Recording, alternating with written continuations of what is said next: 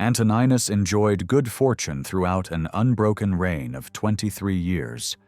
His full name was Titus Aurelius Fulvus Boionius Arius Antoninus, but on becoming emperor, it was changed to Titus Aelius Hadrianus Antoninus Augustus. His rule began at a time when Rome was at peace with the rest of the world, and the provinces continued to benefit from nearly 40 years of careful and generous government under Trajan and Hadrian. There were minor disturbances on the Moorish frontier at the beginning of his reign, but they did not disturb the general prosperity or slow the spread of Roman settlement. Later in history, the Moors would cause repeated troubles, even managing once to evade Roman forces and camp before the walls of Carthage. Pausanias wrote that the Moors were the largest of the Libyan peoples, nomads like the Scythians, hard to overcome, moving on horseback with their families instead of wagons. Antoninus drove them from Roman Africa and forced them back to the Atlas Mountains. The record of his reign, however, is unusually quiet. Cassius Dio's account has not survived, while the biographer Capitolinus wrote only a few pages about him. Xiphilinus, summarizing Dio, praised Antoninus as a gentle, peace-loving ruler. The historian Sextus Aurelius Victor, writing in the 4th century, concluded that Antoninus, without waging any war, ruled the world for 23 years through his own authority, inspiring awe in kings, nations, and peoples alike. They loved him, considered him more a father and protector than a master, and turned to him for judgment in their disputes as though he were a being sent down from heaven. Unlike Hadrian, who spent his life in constant travel, Antoninus rarely left the outskirts of Rome. He divided his time between duties in the Senate and the quiet pleasures of his country estate at Lorium, only 10 miles away on the Appian Way. Such a life, free from wars and political upheaval, gave biographers little material, yet it also invites reflection on how a long and uneventful reign could foster stability and progress throughout the empire. In Africa, the signs of his influence are limited, but dedicatory inscriptions still survive. Remarkably, towns far removed from the capital, whose people had never seen the emperor himself, left lasting evidence of their respect for him. At Oya, the modern city of Tripoli, the ruins of a magnificent marble arch still bear an inscription that records its construction during Antoninus's reign and its later dedication under Marcus Aurelius and Lucius Verus. Its elaborate sculpture and grand design reveal the deep admiration felt for the emperor, even in distant provinces. In the rugged Taurus Mountains, an inscription carved into solid rock still records the completion of a public road during his reign.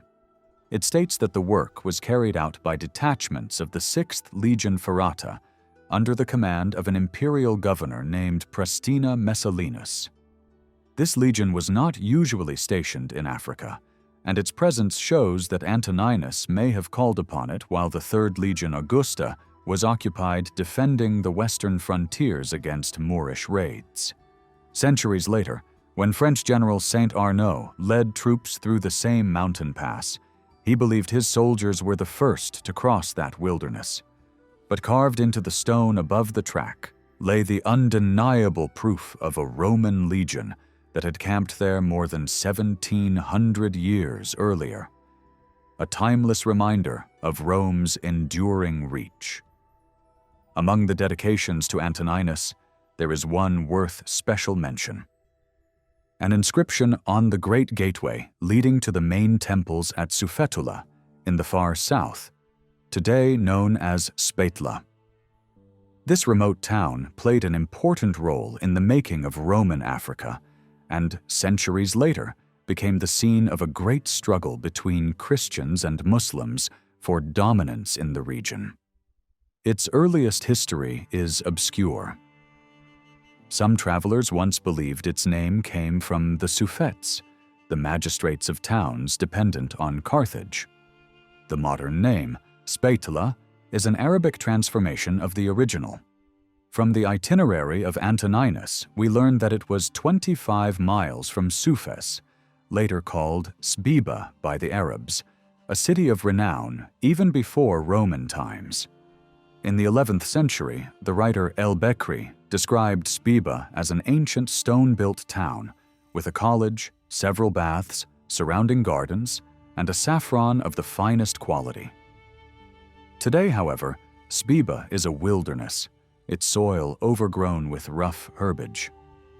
The city that once flourished is now abandoned, with no habitation within 20 miles, a striking contrast to its days of glory, when it ranked high among the early Roman settlements under the protection of Hercules. Inscriptions even describe it as the most splendid and most fortunate colony. Later, in the letters of St. Augustine, we hear of its Christian period, when 60 of its people were martyred for destroying a pagan statue, faded into silence, leaving only the imagination to rebuild its gardens, orchards, and timber-clad hills.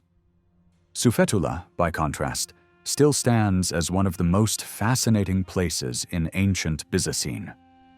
It is a city of ruins in a beautiful landscape, once celebrated for its pure water, gentle climate, and wealthy inhabitants. The town was surrounded by fertile orchards, and even today the richness of the soil can be seen. During the reigns of Antoninus and Marcus Aurelius, Sufetula was thriving, and inscriptions prove that prosperity continued long after the fall of the Roman Empire. Its early history is unknown, but its final days, recorded with dramatic detail by Arab historians, are vivid and tragic. In the year 647, the Caliph Uthman ordered the conquest of Africa. He raised a large army in Egypt and sent it westward under the command of his brother, Abdullah ibn Sa'd. At that time, Africa was governed by Gregorius, who ruled in the name of the Byzantine Empire. But gaining popularity among the local peoples, he broke away from Constantinople and declared himself independent. His dominion stretched from Tripoli to Tangier, and Sufetula became his capital. The Arab army, numbering some 40,000 and strengthened by victories along their march, soon encamped near the city.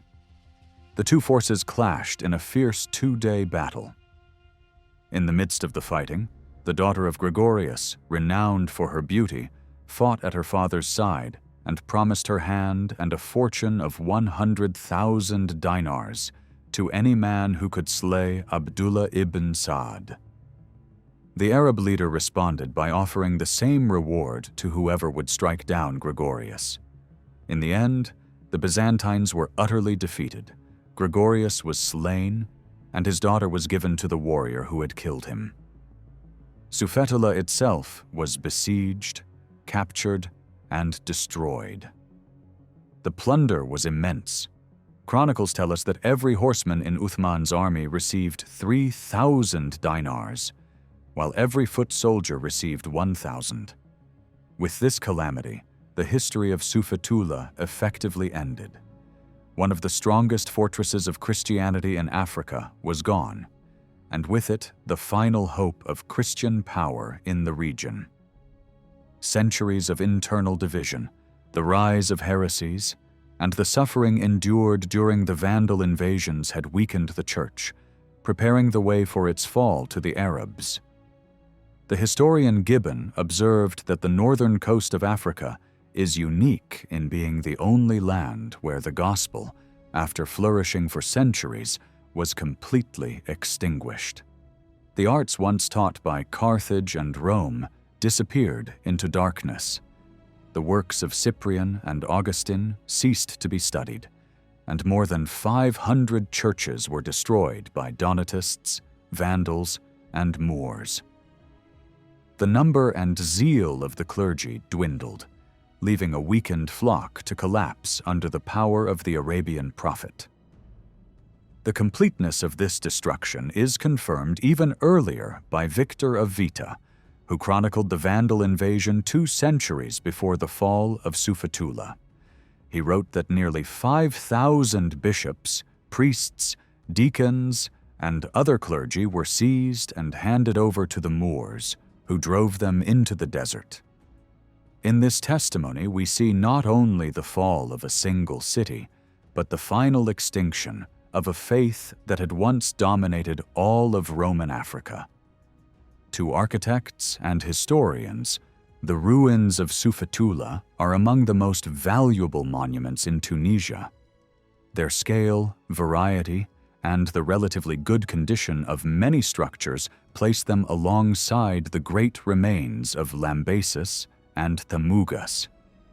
They provide excellent examples of Roman architecture before its final decline. At the heart of the site lies a rectangular walled enclosure measuring about 238 by 198 feet. Entry was gained through a monumental gateway at the center of one side and through smaller passages on the others. This sacred precinct, often referred to as the Hieron, is now filled with collapsed masonry, making it difficult to reconstruct its original form with certainty. Some sections were clearly rebuilt at a later time, most likely during the Byzantine occupation under the General Gregorius. The entrance gateway was dedicated to Emperor Antoninus Pius, as an inscription across the frieze once recorded, though much of the lettering has been lost. Facing the gateway stood 3 temples arranged side by side. Their back walls formed part of the enclosure itself, while behind them ran a city street. The central temple, built in the composite style, contained a sanctuary about 44 feet long. The 2 flanking temples, designed in the Corinthian style, were smaller. Each temple had a tetrastyle prostyle portico, with the central one rising higher than the rest. Together, the porticos presented a line of 18 freestanding columns. Those of the central temple reached nearly 29 feet, while those of the side temples stood a little over 25 feet. All were set upon tall stylobates built from massive stone blocks.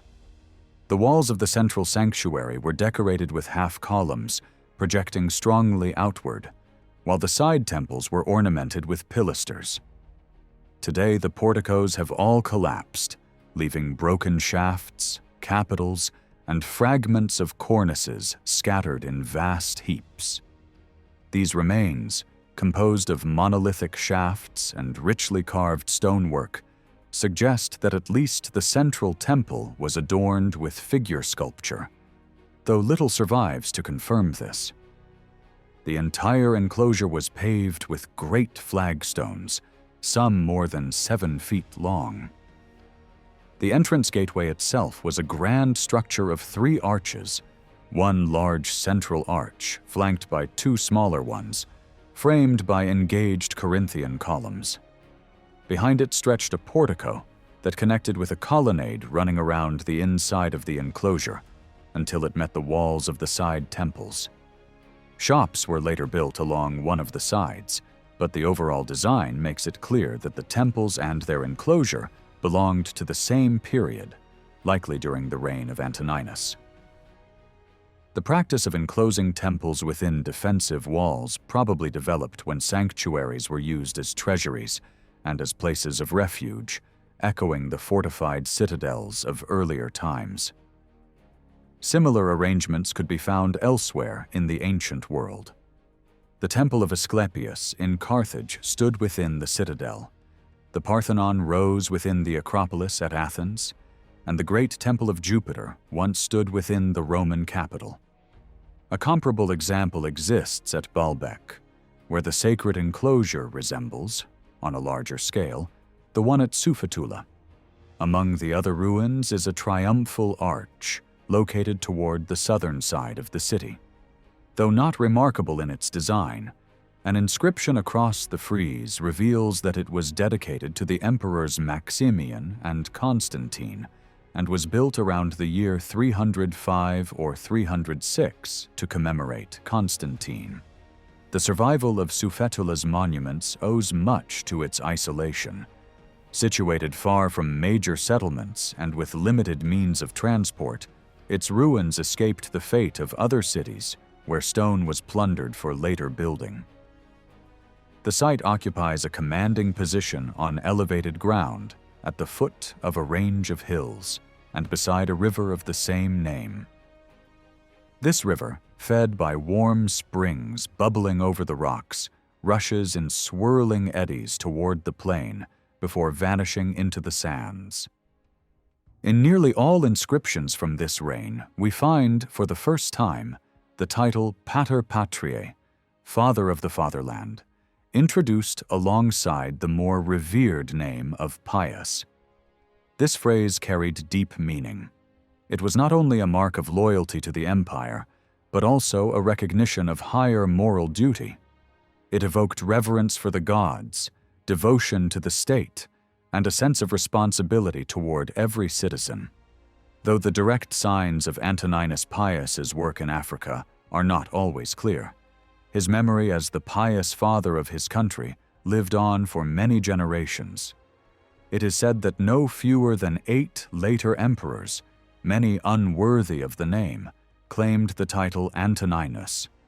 Alexander Severus, who would have done it honor, modestly refused when urged by the Senate, declaring himself unworthy of it. The true influence of Antoninus is seen not so much in monuments, but in the flourishing life of Africa's cities during his age. By then, Roman Africa had become a center of civilization, rivaling Rome, Alexandria, and Antioch in learning and culture. A century and a half had passed since King Juba II first brought Hellenic traditions into his capital at Caesarea, leaving a legacy still visible in ruins today. Carthage, rebuilt at the command of Augustus, had grown into the metropolis of Roman Africa. Its schools, modeled after Athens and Corinth, drew ambitious students from across Mauritania and Numidia. Other cities, such as Hadrumetum, Sirta, and Theveste, also housed famous schools, well known throughout the empire in the age of the Antonines. Their reputation is confirmed by later witnesses like Augustine, Lactantius, and Salvian. The subjects taught ranged from philosophy, rhetoric, law, and medicine to mathematics, natural philosophy, history, painting, and architecture. Augustine himself gives us a glimpse of this world. He began his early education at Thagaste, then moved to Medora, where schools enjoyed high prestige, before finally studying at Carthage under the collegiate system and its most advanced teaching. Yet even this was often not enough. The Latin of Africa, shaped by local traditions, differed from the Latin spoken by Rome's elites. Anyone aspiring to high office or professional life had to master the languages used in the capital. Apuleius tells us that when he left Carthage to study law in Rome, he felt out of place, for all his knowledge of Greek and his mastery of African Latin was not enough. He had to learn the refined speech of Roman society. African students in Rome were many, especially in later centuries. An edict from Emperor Valentinian even warns them not to spend too much time at theaters or in late-night feasts, threatening that disobedience would see them sent back home. Yet the eagerness for knowledge never waned. Inscriptions found across North Africa record the pride of families and communities in their young scholars. One such stone from Carthage simply marks a student who had come from abroad to study there. Another, from Sirta, honors a gifted youth, only 22 years old, who was skilled in both Greek and Latin and famed as an orator. His epitaph proudly calls him a master of both tongues, perfectly educated, endowed with eloquence. A more elaborate inscription from Anuna tells of a noble student of high rank, beloved by his people, eloquent in speech, diligent in study, and able to compose dialogues, idylls, and letters with ease, even improvising when required. Though much of the text is lost, the pride of his family is clear. They wanted posterity to know that he was more than a student. He was a man of culture and talent whose life ended too soon. Another inscription speaks of Calledius Rufus, who lived only 15 years. It records that he possessed a sharp mind, pleasing his teachers, skilled in speaking and writing, and already trained in Greek learning. His family left the testimony that, though he died so young, he had shown the promise of a bright and brilliant mind. Through these stones, we hear the voices of a society deeply invested in education, proud of its youth, and eager to celebrate knowledge. They reveal how, under the Antonines, Africa was not only loyal to Rome, but stood as one of the intellectual heartlands of the empire.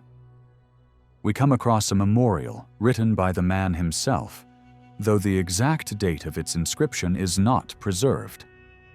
8 additional lines once followed, but they are now illegible. What remains tells us that this young man was highly valued by his teachers, that from childhood he devoted himself to learning, that he could speak, write, and paint with skill, and that by the age of 14 he was already able to write Greek shorthand, a highly useful ability at the time.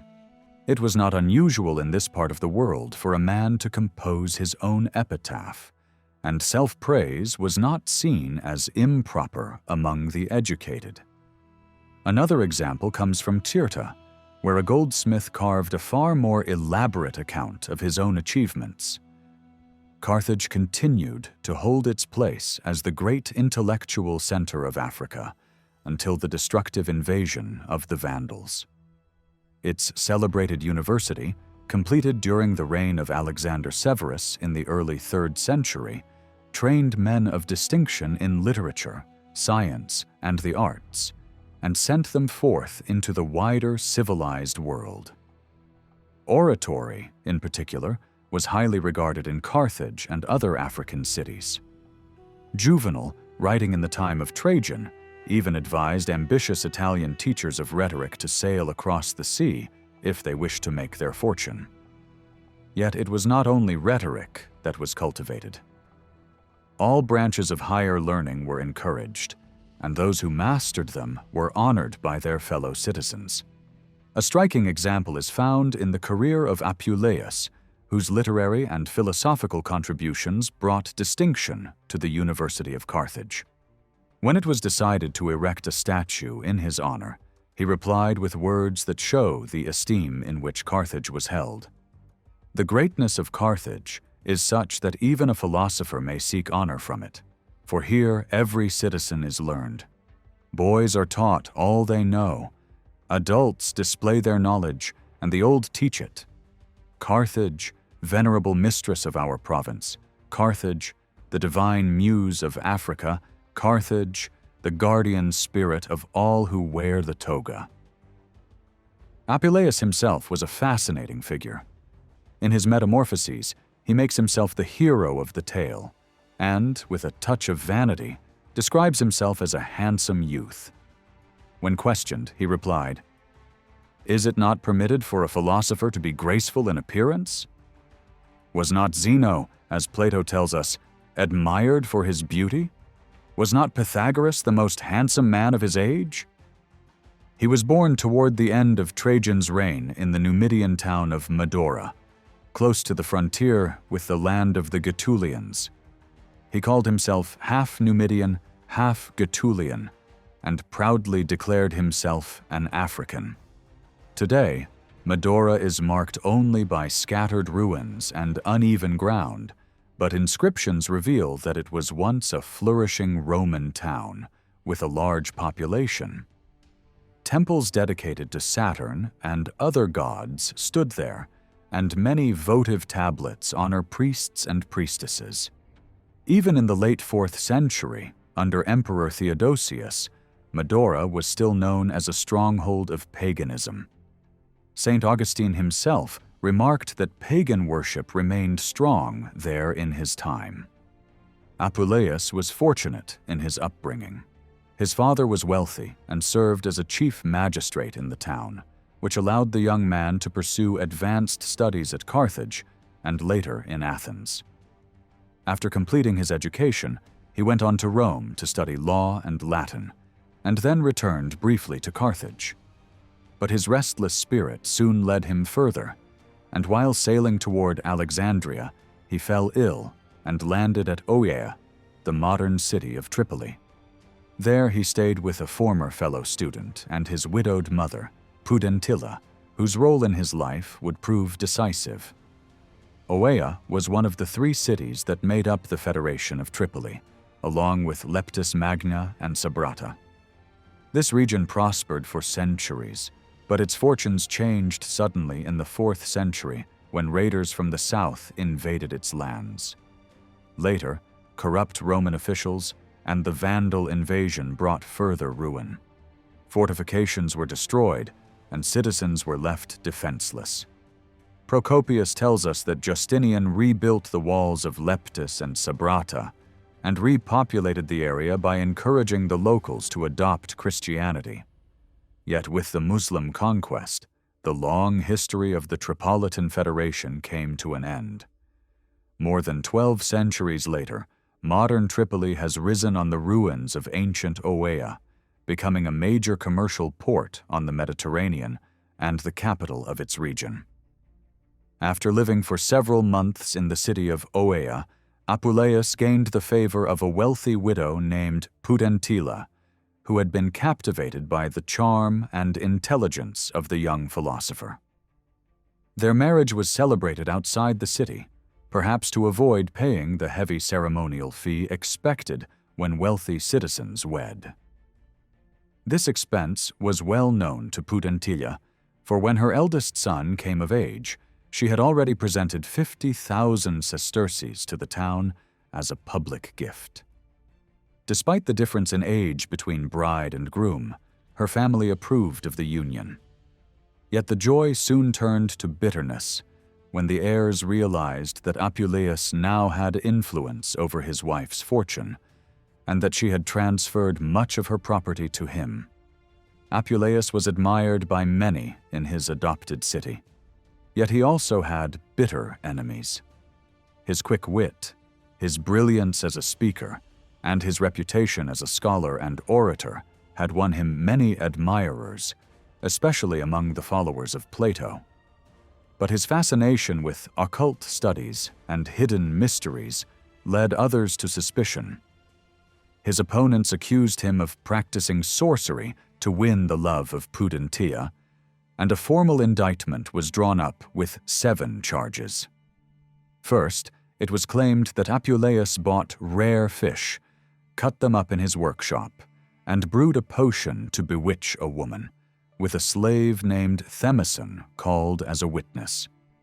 Second, when living in the house of Pudentilla's son, Pontianus, he was said to hide a secret talisman wrapped in a cloth inside the library. The librarian, a freedman, was ready to testify. Third, he was accused of ordering a craftsman named Saturninus to make a small wooden skeleton for magical experiments. Fourth, he was said to have offered sacrifices at night in the rooms of his friend Appius Quintianus. Afterward, bird feathers were found in the smoke-blackened chamber, and the owner, Junius Crassus, would give evidence. Fifth, he was accused of casting a spell upon a young slave named Thallus near a small altar lit by a lantern. Witnesses claimed the youth collapsed as soon as incantations were spoken, and later was revived. 14 slaves, including Sicinius Pudens, were named as eyewitnesses, and others supposedly had suffered the same. Sixth, Apuleius was accused of causing a sick woman to faint simply by glancing at her when she entered his room. Finally, he was charged with forcing Pudentilla into marriage by magic, then compelling her to give him much of her wealth, which he used to buy an estate. A letter, allegedly written by Pudentilla, declared, "Apuleius is a magician, and I have been bewitched by him." These were serious accusations, enough to ruin any man. But Apuleius was no ordinary defendant. In his famous defense, known as the Apologia, he skillfully evaded the traps of his accusers, mocked their absurdities, and turned suspicion back upon them. He won the sympathy of the judges and emerged from the trial not only acquitted, but celebrated. The case was heard in the nearby city of Sabratha before the Roman proconsul Claudius Maximus at the close of the reign of Antoninus Pius, and judging by the length of the defense that survives, the trial must have lasted many days. The practice of magic had long been forbidden by Roman law, ever since the days of Tiberius. Those who dealt in occult arts were seen as dangerous to the state, yet harsh penalties never eliminated the trade. Sorcerers, healers, and charm makers could still be found in the towns of North Africa, amusing crowds with tricks, incantations, and potions. They entertained the common people, but also preyed upon the fears of the wealthy. Pliny the Elder even recorded strange marvels. He wrote that certain Africans could cast spells on children, trees, or herds of cattle, and wherever their curse fell, death or decay followed. He also told of a woman who, on her wedding day, was transformed into a man named Lucius Cossitius of Thysdrus, a person who, according to Pliny, was alive in his own time. Accusations of magic never vanished. Septimius Severus, himself a native of North Africa, was tried as a magician before he rose to imperial power. Later, as emperor, he condemned a proconsul for the same crime. Under Valentinian, another governor of Carthage was tortured for consulting sorcerers. In the time of Constantine, the philosopher Sopater, once a friend of the emperor, was executed on the claim that he had bewitched the winds and delayed the grain ships bound for Byzantium.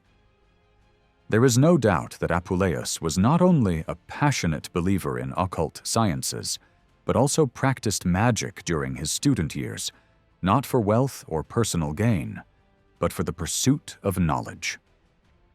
In his Apologia, he openly admitted this. He was also well aware of the practices of the Christian Church, which he often mocked, and it is likely that he viewed their miracles in the same way as he saw the operations of his own philosophy, expressions of human agency rather than divine truth. Later, when paganism and Christianity were competing for dominance, the wonders attributed to Apuleius were compared with the miracles of the New Testament, and the two faiths stood opposed, each claiming the realm of the supernatural. Apuleius was fortunate to live during the reign of the Emperor Antoninus Pius, a ruler known for his kindness, who allowed freedom of thought and tolerated diverse religious beliefs across the empire. He was also fortunate in his close friendship with the proconsul who presided at the trials. In his Apologia, Apuleius describes how he entered the court with a light heart, turning the trial into a lively debate rather than a solemn affair. He spoke on natural philosophy, history, medicine, and science, cleverly sidestepping the accusations of sorcery. He entertained the audience, even making the judges laugh. The charges brought against him, serious at first glance, quickly lost weight. The fish he had purchased were simply used for anatomical studies. The talisman in his library was a religious emblem, shown only to initiates of his faith.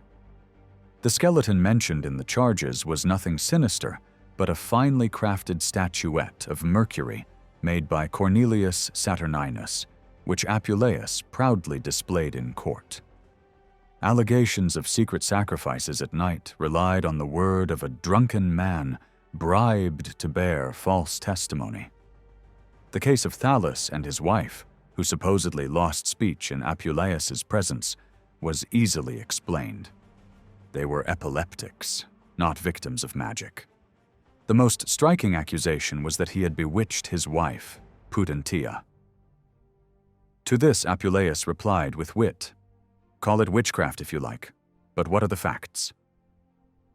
The gods had blessed him with good looks and talents. He admitted that he took care of his appearance, using a mirror, combing his hair, and even cleaning his teeth, habits unusual enough to be mocked. Was it so strange, then, that a woman of plain features, no longer young, might be charmed by him and wish to marry such a man? If that was magic, it was nothing more than the natural power of gifts the gods had given him. As for her fortune, he never touched it, and in the event of his death without heirs, it would return to her family. The country estate spoken of in the accusations was a modest property purchased in her name. Yet despite his defense, Apuleius knew that in the town of Oia, suspicion of sorcery would linger. A man openly linked with magic, however brilliant, could never fully win the public's trust. At the end of the trial, he left Oia and made Carthage his permanent home. There, he received honors beyond those granted to any other philosopher of Africa. Still, it is not the apologia alone that secured his fame.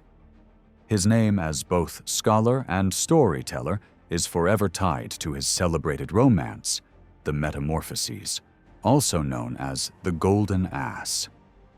This work, believed to have been written in Carthage, was first mentioned by the historian Capitolinus, who mocked a rival for wasting time with Apuleius's tales instead of more serious matters.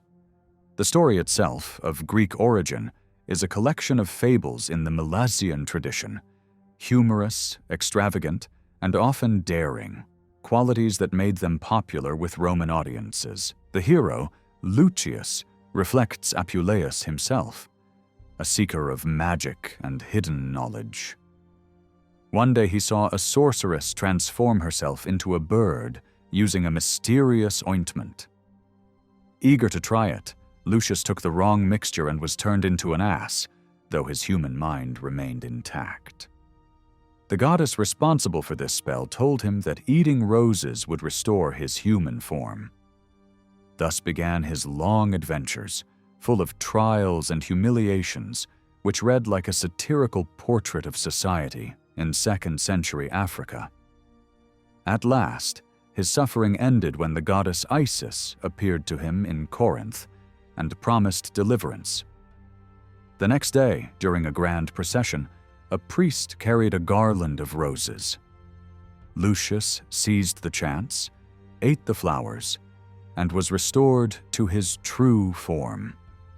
Among the pages of this remarkable work are a number of episodes filled with the same kind of humor that shines in the writings of Cervantes, and, though to a lesser degree, in the spirited tales of Gil Blas. The 5th episode, known as Cupid and Psyche, stands above the rest. It has long been regarded as a philosophical allegory and has attracted more attention from scholars than any other story by this author. Some have suggested that it was originally an old folk tale, perhaps once a symbolic allegory from a temple, which Apuleius reshaped into literary form. Versions of the story still survive among Swedes, Norwegians, Danes, Scots, Germans, French, Wallachians, Indians, and Italians. Others have explained it as a vision of the destiny of the human soul. According to this interpretation, the soul, which has a divine origin, is imprisoned in the body and exposed to error. Through trials and purifications, it may rise to a higher order of things and true desire. Two kinds of love confront it: the earthly, which deceives and drags the soul down, and the heavenly, which lifts its sight to the divine and ultimately claims it as a bride. Apuleius, as both philosopher and storyteller in the Antonine Age, held an honored place, and his influence on African literature, both pagan and Christian, was widely acknowledged.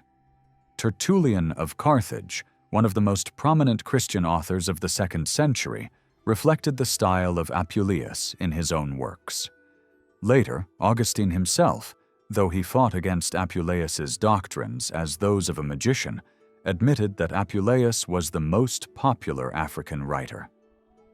Lactantius observed that pagan controversialists often placed him alongside Apollonius of Tyana as a wonder worker, crediting him with miracles equal to or greater than those of Christ. Carthage was not the only African city to produce literary figures. From Sicca Veneria, today's El Kef, came Eutychius Proculus, the grammarian who tutored the young Marcus Aurelius and became known for his book On the Regions. Leptis Magna gave birth to Septimius Severus, grandfather of the emperor of the same name.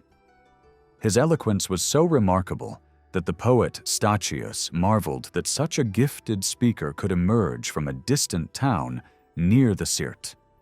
From Hippo came Servilius Silanus, and from Cirta came Festus Postumius, both writers of some reputation.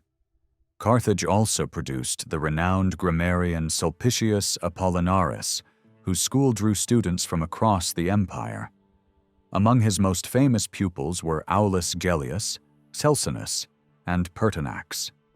Celsinus likely made his name as a teacher and grammarian, while Gellius rose to prominence as a philosopher and rhetorician, leaving a deep mark on the intellectual life of the Antonine Age.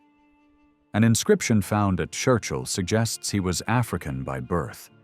His loyalty to his master Apollinaris and his friendship with Herodes Atticus, another tutor of Marcus Aurelius, made him a well-known figure in the universities of the empire.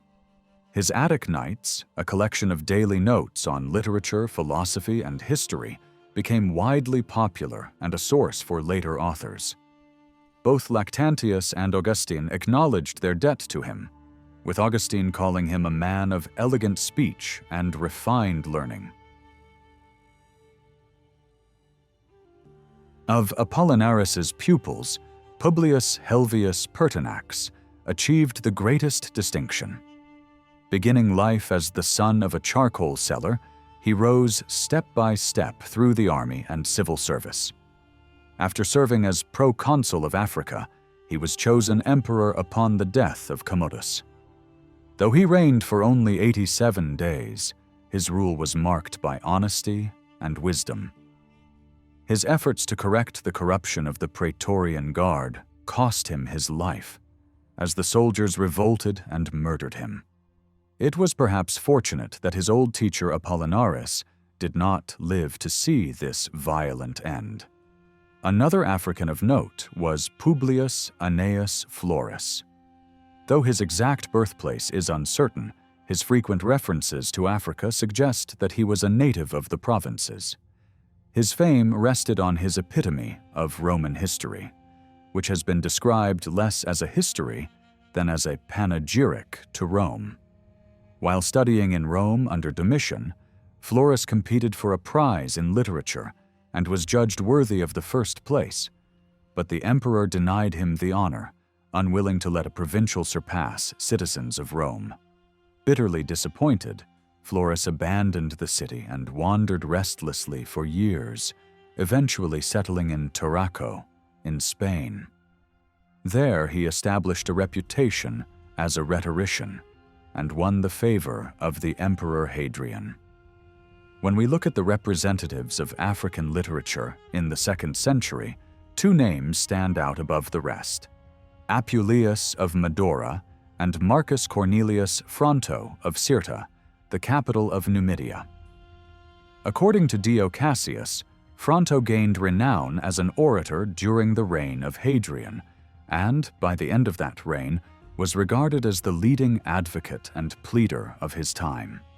Between Hadrian and the young orator, there was no close friendship, but rather mutual respect. Hadrian admiring his talent, and Fronto honoring the emperor with almost religious reverence. Fronto himself later confessed that he never felt at ease in Hadrian's presence, treating him more as a divine figure to be appeased than as a man to be loved. It was only with the rise of Antoninus Pius, who appointed the young princes Marcus Aurelius and Lucius Verus as his successors, that Fronto's warm and gentle nature came to light. Antoninus valued him not only for his learning, but also for his character and charm, and chose him as tutor to the princes. This moment defined Fronto's career, though the years that followed were shadowed by fragile health and the burdens of a large household. Sadly, none of his major works have survived intact. What remains are fragments of history, essays on various subjects, and, most importantly, his extensive correspondence with Marcus Aurelius and Lucius Verus. Much of this correspondence was lost until the 19th century, when the Vatican librarian Angelo Mai discovered palimpsests in the Ambrosian Library at Milan and painstakingly recovered the letters. These were first published in 1815, with later expanded editions, and by 1867, a critical collection was issued at Leipzig. Although these letters are not masterpieces of style, they remain of great interest. They reveal a touching affection between teacher and pupil, and offer rare glimpses of family life within the imperial household and the boyhood of the future philosopher-emperor. The letters often overflow with exaggerated expressions of love and admiration, filled with superlatives that strike us as excessive today.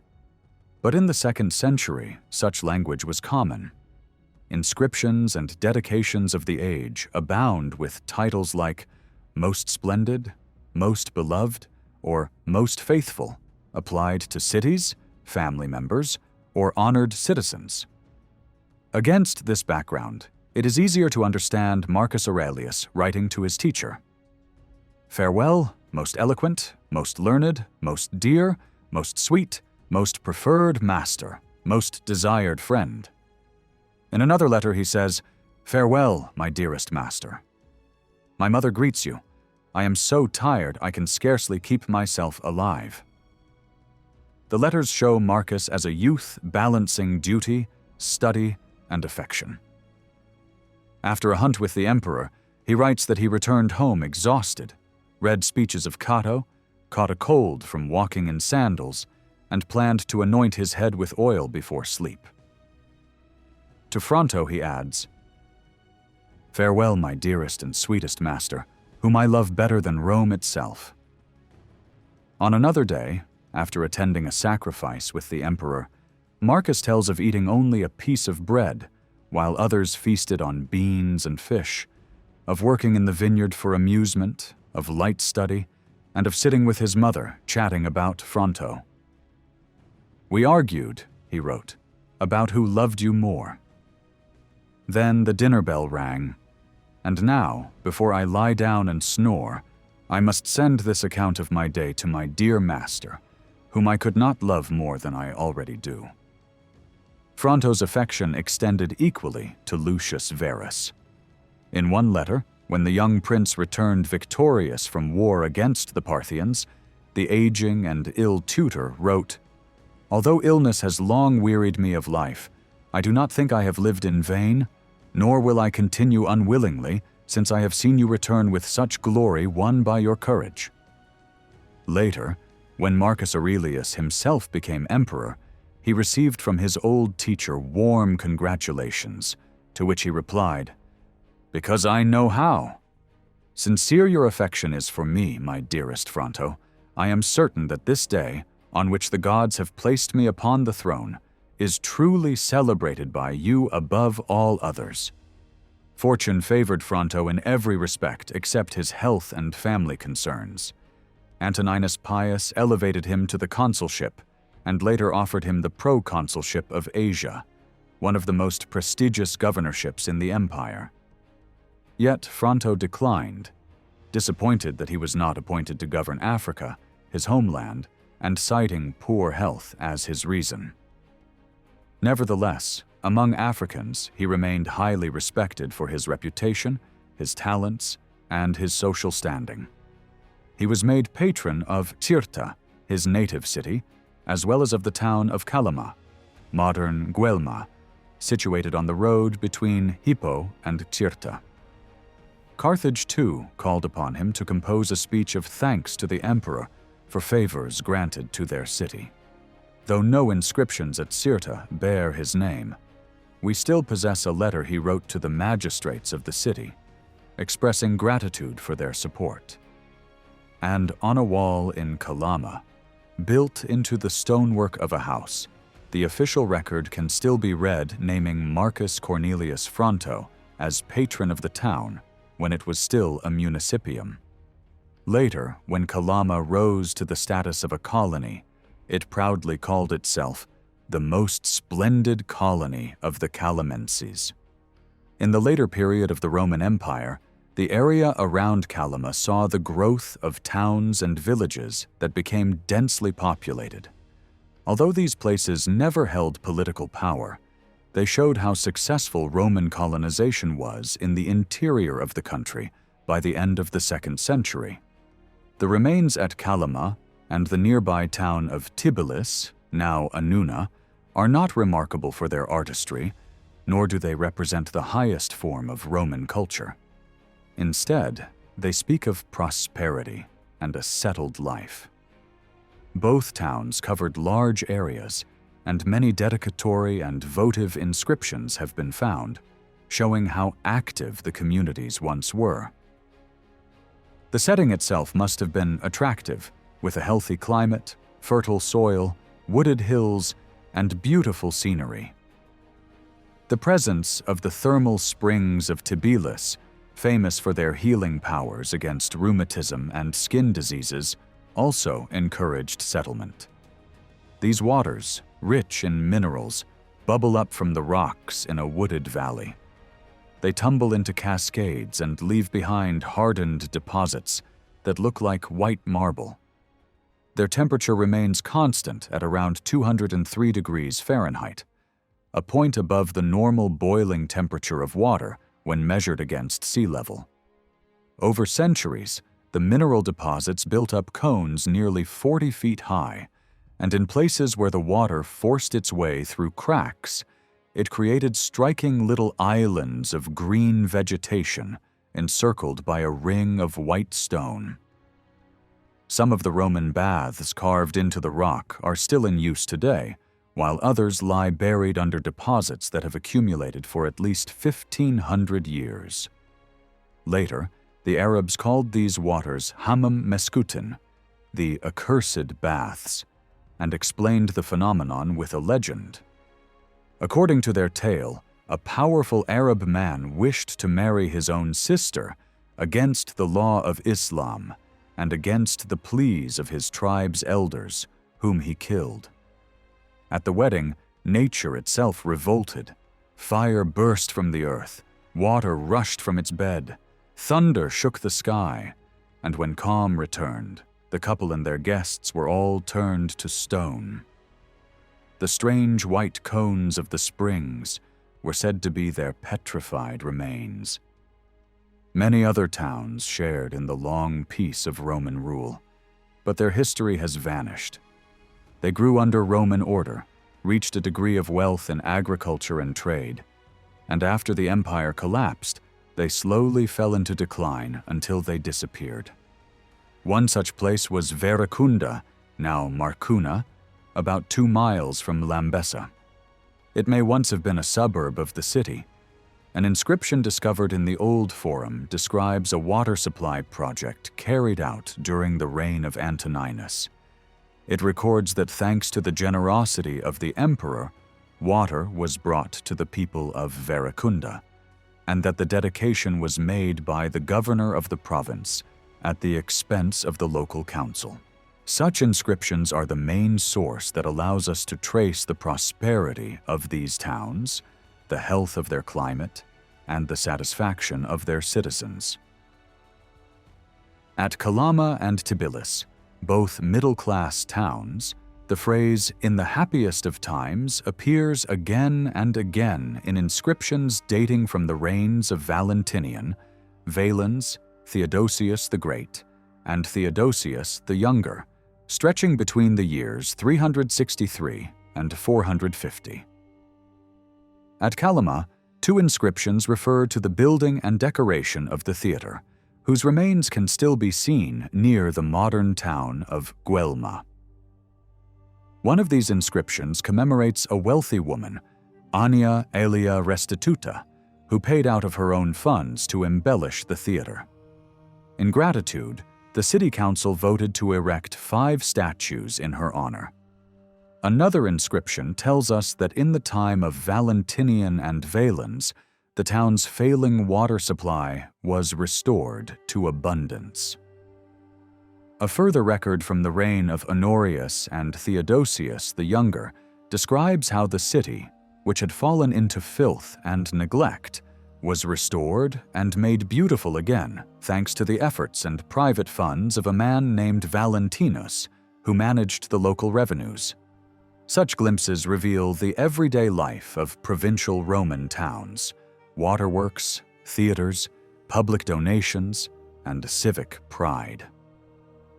They show a society at peace, enjoying stability and modest prosperity, rather than greatness or ambition.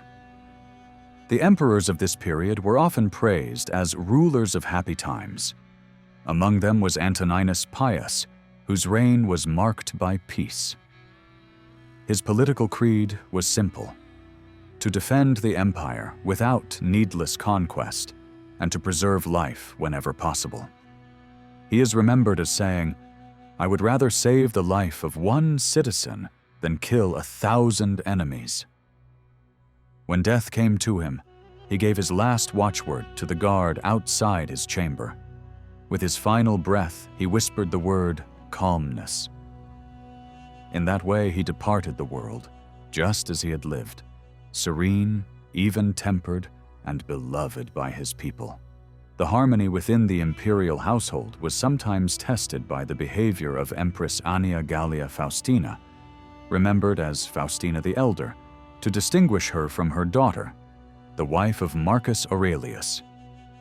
Ancient writers accused her of indiscretions, repeating stories of a loose tongue and frivolous conduct. Yet the truth is difficult to know, for Roman historians thrived on gossip and scandal, and their judgment was often shaped by court intrigue. Antoninus Pius himself gave a different testimony.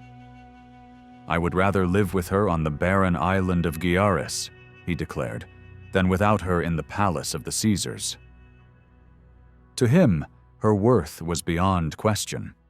After her death, he honored her memory in the traditional way, raising her to divine rank and placing her name alongside his own on the temple, whose ruins still stand along the sacred way in Rome. For the citizens of North Africa, however, these palace intrigues held little interest. They knew the empress only from her image on coins.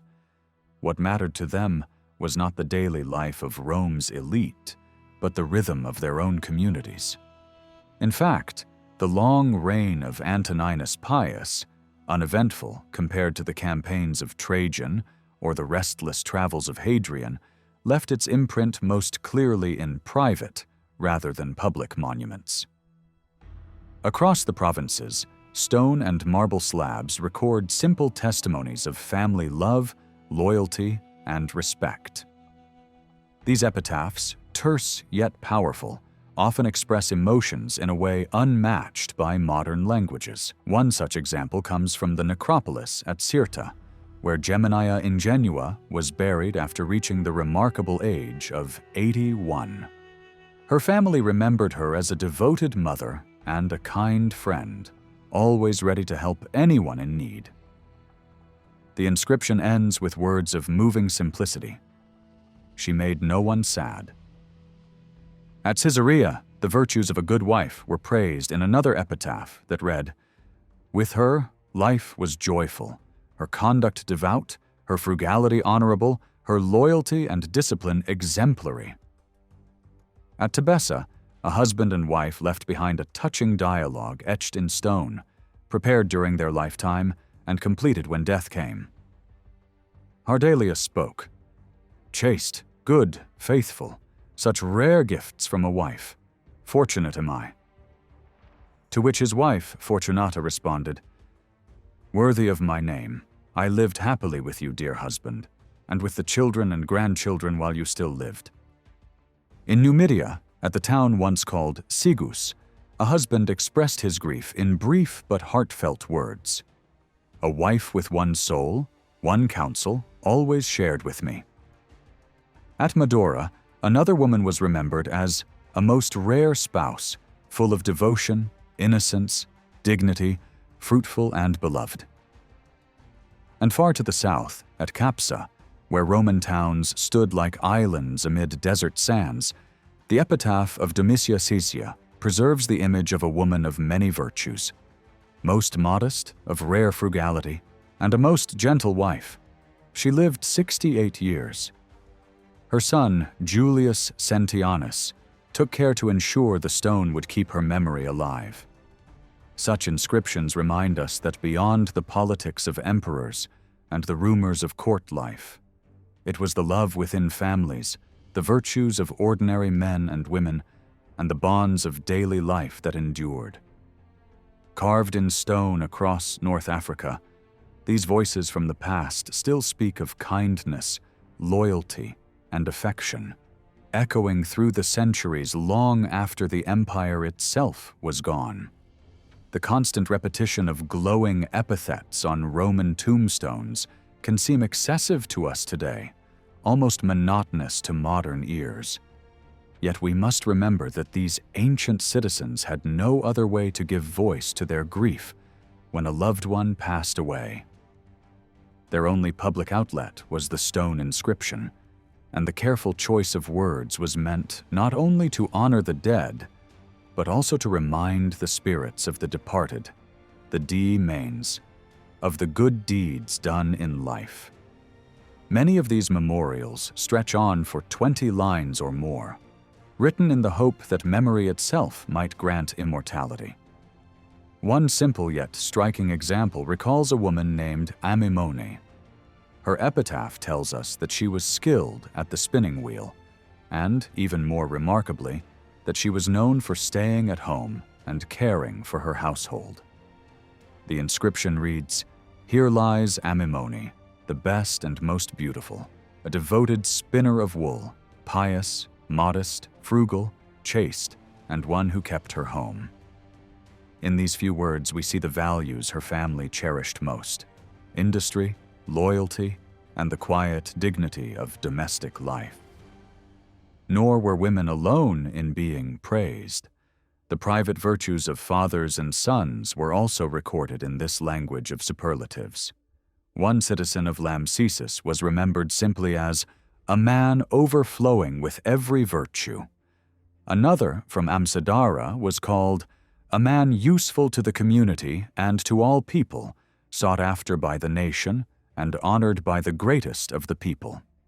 On the road between Thevesta and Sirta, a father was remembered in an inscription that read, "For his exceptional goodness and wisdom, not only his parents but even his neighbors mourned him. For this reason, his dearest sons gave to their most rare father the sum of 5,000 sesterces while their parents still lived." At Hipporegius, 19 lines commemorate Lucius Postumius Felix Tellerinus, who was not only a priest and a civic leader, but also held the lifelong honor of serving as a high priest of the imperial cult. The inscription speaks of his innocence, his brilliance, and his incomparable love for his country.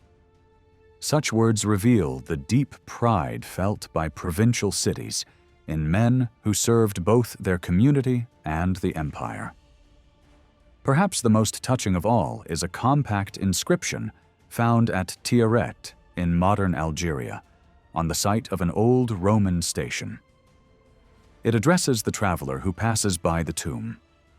"To the spirits of the departed. Whoever you are, traveler, when you pass by this tomb and speak these words, Rufinus, farewell. May the earth rest lightly upon you, and when your own time comes, may the earth also rest lightly upon you. He lived 72 years. The tone is gentle, direct, and profoundly human. It recalls a more cynical couplet written many centuries later, wishing that the earth lie heavy on a man who had burdened it in life. But here the wish is the opposite: lightness for the departed, and in turn, lightness for the living when their own hour arrives. It is a moment of kindness carved in stone, a reminder that even in the vastness of the Roman Empire, grief and hope spoke in the same language we still understand today. No emperor ever came to power under more favorable circumstances than Marcus Aurelius. He had been adopted by Antoninus Pius at the age of 17, when he was still known as Marcus Aelius Verus, and later received the name Aurelius Antoninus in honor of the emperor. From then until the age of 40, he enjoyed a calm and prosperous life, untouched by political strife, war, or family troubles. Loved by his adoptive father, surrounded by loyal friends, blessed with a wife he trusted and children he adored, Marcus Aurelius seemed to have everything that could make life one long season of contentment. His close relationship with Antoninus is well attested in letters and inscriptions found across the empire. Even the affectionate title, Most Truthful, given to him as a child, reflects his deep sincerity and his lifelong desire to seek truth for its own sake. From his earliest years, Marcus displayed a strong interest in philosophy, shaped both by his natural temperament and by the tutors chosen for him by Antoninus. He was taught rhetoric by Rusticus and Apollonius the Stoic, Latin by Eutychius Proculus and Cornelius Frontinus, and inspired toward philosophy by Cornelius Fronto and the wealthy Athenian Herodes Atticus. These men were not only his teachers, but his close companions, and through them his gentle character and thoughtful nature were refined. His surviving correspondence with his lifelong friend Cornelius Fronto, himself of African origin, shows the warmth of his personality. When Antoninus Pius died in the year 161, Marcus Aurelius was free to take sole control of the empire. Yet he was not the kind of man to seize absolute power for himself. Out of a sense of justice, he refused to deny others their rightful claims. Years earlier, following the wish of Hadrian, he had adopted Lucius Ceionius Commodus, a child whose father had once been chosen by Hadrian as heir. To strengthen the bond further, Marcus Aurelius gave him the name Verus, and later married him into the imperial family. Thus, for over 8 years, the empire was ruled by two men together: Marcus Aurelius, wise, disciplined, and philosophical, and Verus, weak, self-indulgent, and careless, who died at the age of 35, worn out by excess and vice.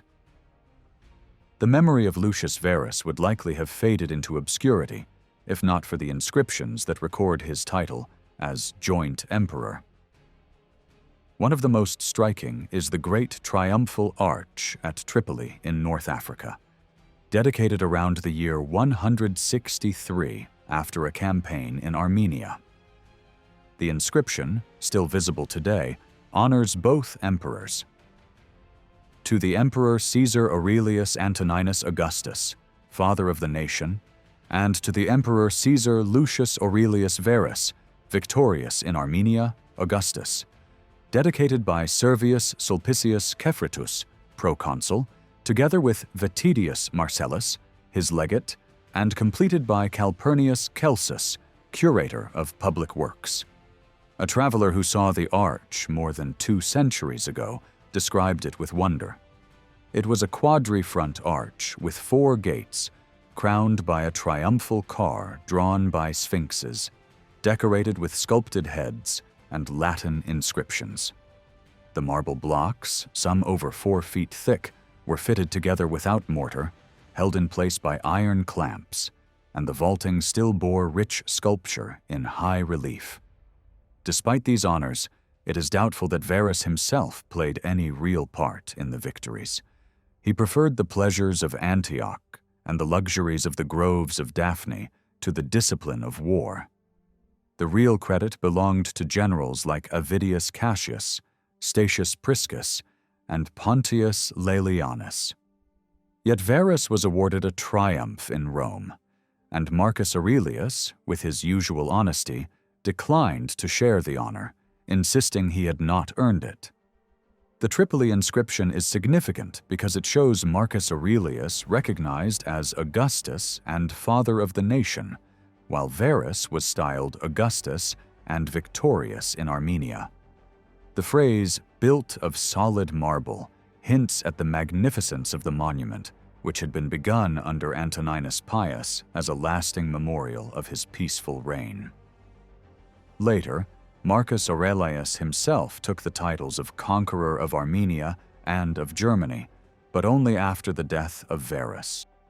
Several inscriptions survive that honor Marcus Aurelius and Lucius Verus, recording their full imperial titles.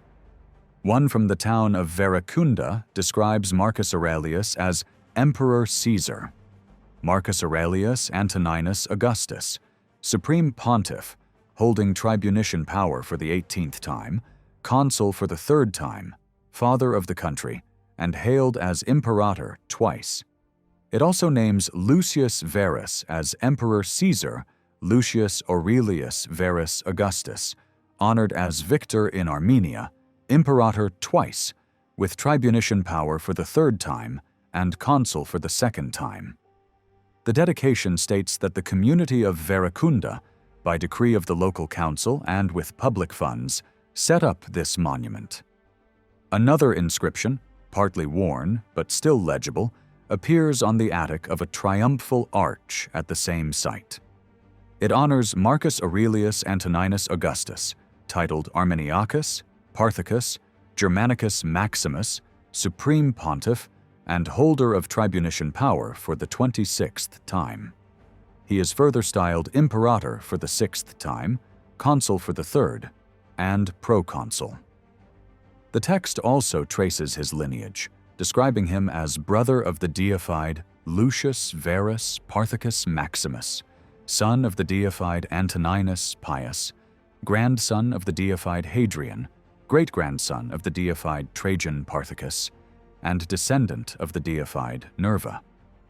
The inscription records that Marcus Aemilius Macer Saturninus, legate of the emperor and patron of the colony, dedicated the monument at public expense with the approval of the council. At Lambasis in North Africa, a temple was dedicated to Aesculapius and to health. Its inscription names Marcus Aurelius Antoninus Augustus, Supreme Pontiff, alongside Lucius Verus Augustus. The temple seems to have been begun under Hadrian and was constructed by the 3rd Augustan legion stationed in the town. The style of the inscription suggests that it was added early in the joint reign of the 2 emperors.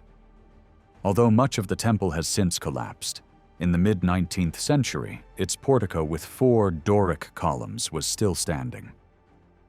Today, only the lower walls of the sanctuary remain, but inscriptions in the side chapels are still visible, one dedicated to Jupiter Valens and the other to Silvanus. In front of the complex stretched a large semicircular court paved with stone, with a curved colonnade linking the chapels to the central shrine. The avenue leading to it was later lined with shrines to various deities, many decorated with marble facings and mosaic floors.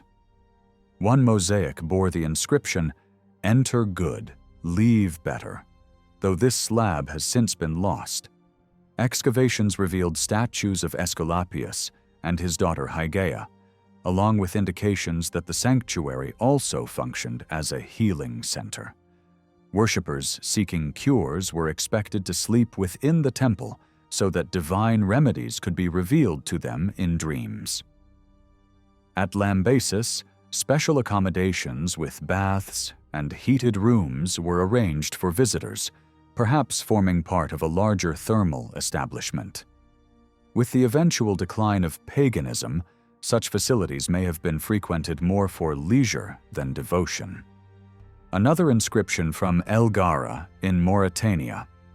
Sitifensis dedicates a shrine to Fortune, Health, and Aesculapius, reflecting how Fortune by then often outranked the old god of healing in public favor. Lucius Verus also appears in inscriptions as sole emperor. At Uzapa in Byzantine, the townspeople dedicated a monument praising him for victories in Armenia between 163 and 165. The inscription calls him Emperor Caesar Lucius Aurelius Verus, Augustus Armeniacus, son of the deified Antoninus, grandson of Hadrian, great-grandson of Trajan, and descendant of Nerva, with tribunician power, consulship, and hailed as imperator twice. Curiously, the text bestows upon him the title Father of the Fatherland, a distinction that seems almost ironic given his reputation for idleness and lack of virtue. The success in Armenia had in fact been achieved by his general Avidius Cassius, though Verus claimed the glory for himself. The story of these inscriptions shows how much of the reign of Marcus Aurelius and his co-emperor Lucius Verus is preserved not through detailed historical writings, but through stone records and coinage. Ancient authors like Capitolinus and Cassius Dio left only scattered and sometimes confused accounts. In contrast, the inscriptions stand as reliable witnesses, celebrating achievements, recording honors, and reflecting how communities across the empire viewed their emperors. The early years of Marcus Aurelius's reign were overshadowed by constant wars in which he did not initially take part. After the death of his co-emperor Lucius Verus, however, the philosopher was forced by duty rather than choice to become a soldier, leading campaigns with determination and skill. Unlike some of his predecessors, he avoided crossing the Mediterranean, partly because of his fragile health and his tendency to fall ill after the slightest exposure. Although Africa remained unknown to him personally, his respect for this vital part of the empire is evident in the countless dedicatory inscriptions found across its provinces. At the time of his accession, unrest among the Moors of the far west, troublesome even in the last years of Antoninus Pius, had not been entirely subdued. With their characteristic impetuosity, these tribes went beyond raiding Roman frontiers and even attempted to cross the Mediterranean to threaten Roman rule in southern Spain. Yet this daring expedition ended in failure. The rapid westward spread of colonization in Africa during the previous reigns required stronger defenses and better organization. Marcus Aurelius focused his efforts on these needs. New outposts were established, and the military base at Lambesis, originally just a fortified camp built under Hadrian, was transformed into a permanent and well-ordered town. The story of Lambesis reflects the story of the Roman army in Africa. In the following century, under Septimius Severus, it grew into one of the most prosperous cities in the region. Even today, its monumental remains and the wealth of inscriptions reveal the strength of its civil and military population and its lasting loyalty to Rome. When Marcus Aurelius came to power, the Roman army consisted of 30 legions spread throughout the empire.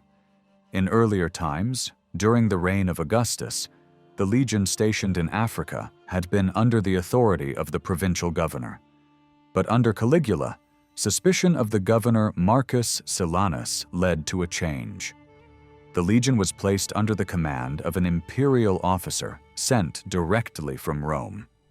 This division of authority created rivalry, but over time Africa was reinforced by many other legions whenever danger arose. Inscriptions mention the presence of legions from across the empire, bearing names such as Claudia, Cyrenaica, Ferrata, Hispana, Italica, Macedonica, and many more. These names usually reflected either the place where they had been raised or a victory won in a campaign. The title Gemina, for example, was given when two separate levies were combined into a single legion. One legion in particular became famous for an extraordinary event. During a campaign against the Quadi, Marcus Aurelius's army suffered from extreme heat and lack of water. It was said that one legion, largely made up of Christians from Melitene, prayed for relief. Suddenly, a storm broke out. Thunder rolled, lightning flashed, and rain fell, reviving the exhausted soldiers and helping secure victory. In gratitude, Marcus Aurelius is said to have issued an edict showing favor to Christians, and the legion became known as the Thundering Legion. From the time of Augustus, the creation of permanent legions required new taxation. Augustus imposed a 1/20th levy on inheritances and legacies to fund the army, a burden that remained until it was eased by Trajan and eventually abolished under Antoninus Pius. The legion permanently stationed in Numidia became known as the Third Augusta, and after its settlement at Lambesis under Hadrian, it never again left Africa. This legion stood as the symbol of Roman military power in Africa, and remarkably, it continued to exist in its old base as late as the reign of Diocletian in the late 3rd century, even after many other legions of the empire had disappeared.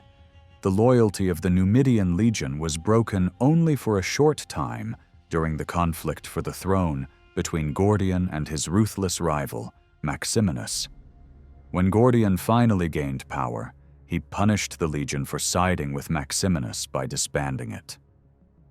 15 years later, the legion was brought back to life by Emperor Valerian and re-established at Lambesis. No other military camp in the Roman world has left behind so many traces of its existence, or so many vivid reminders of army life and administration, as the camp of this African legion. More than 2,500 inscriptions have already been discovered and studied, and ongoing excavations continue to reveal new ones. These inscriptions come in many forms: memorials to soldiers of all ranks who had faithfully served their duty, dedications to emperors praised for their just and generous rule, and records of gifts and benefactions made by wealthy residents. Taken together, they bear witness to a long period of peace and prosperity, to the respect shown by soldiers to their commanders, and to the loyalty owed to imperial authority. In the early years, the commander-in-chief of the army in Numidia, or rather Africa, was a proconsul of senatorial rank chosen for distinguished service to the state. But when Caligula annexed Mauritania as a province in the year 37, the military administration of Africa had to change to reflect the vast new territory.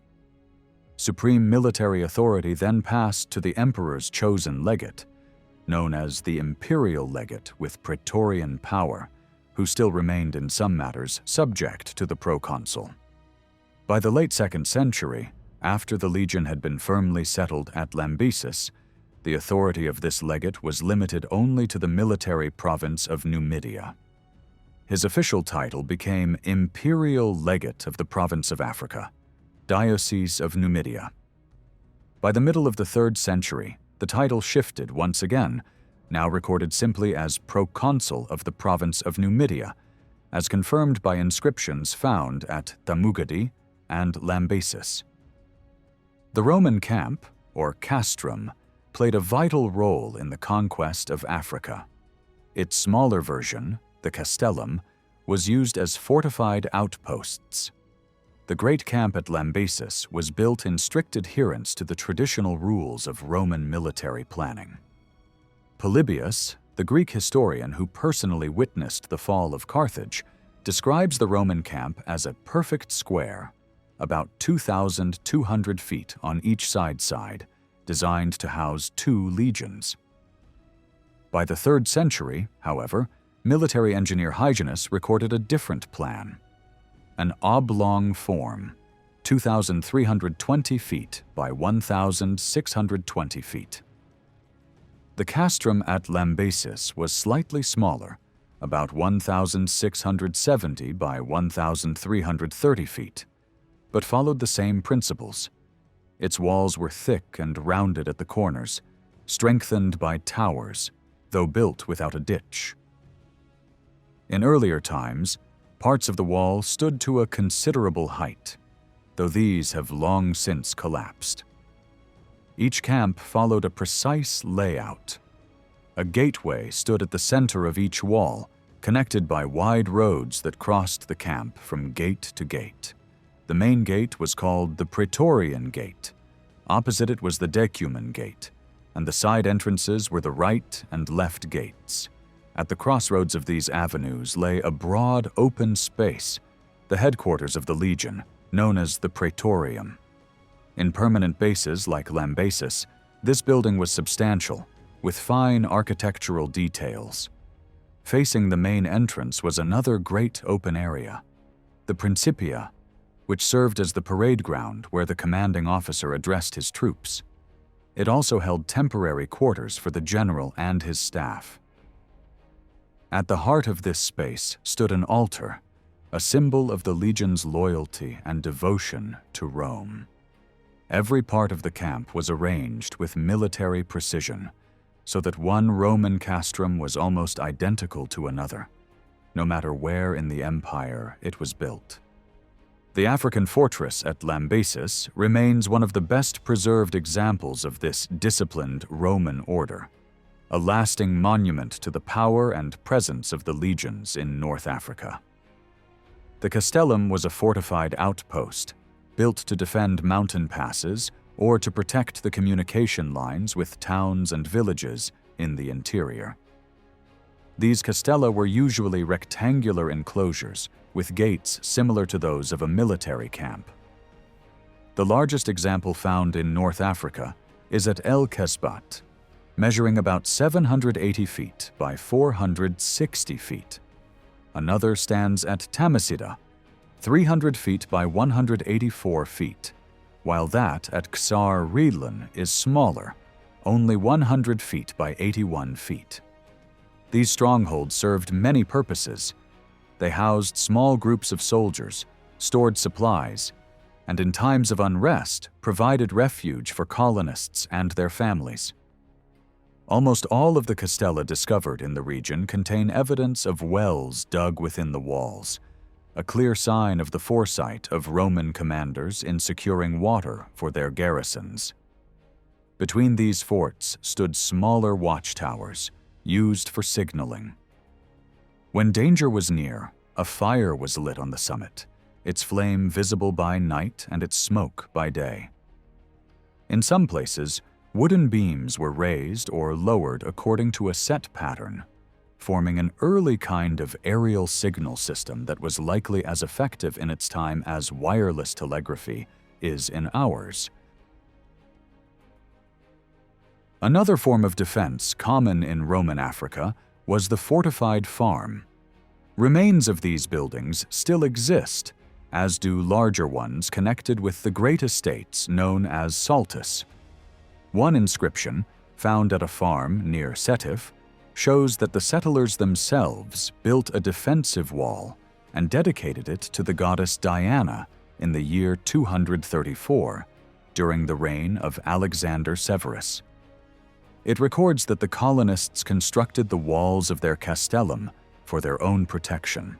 Other inscriptions mention similar works, such as one from the short rule of Pertinax in 192, where colonists of a large estate dedicated an altar for the safety of the emperor.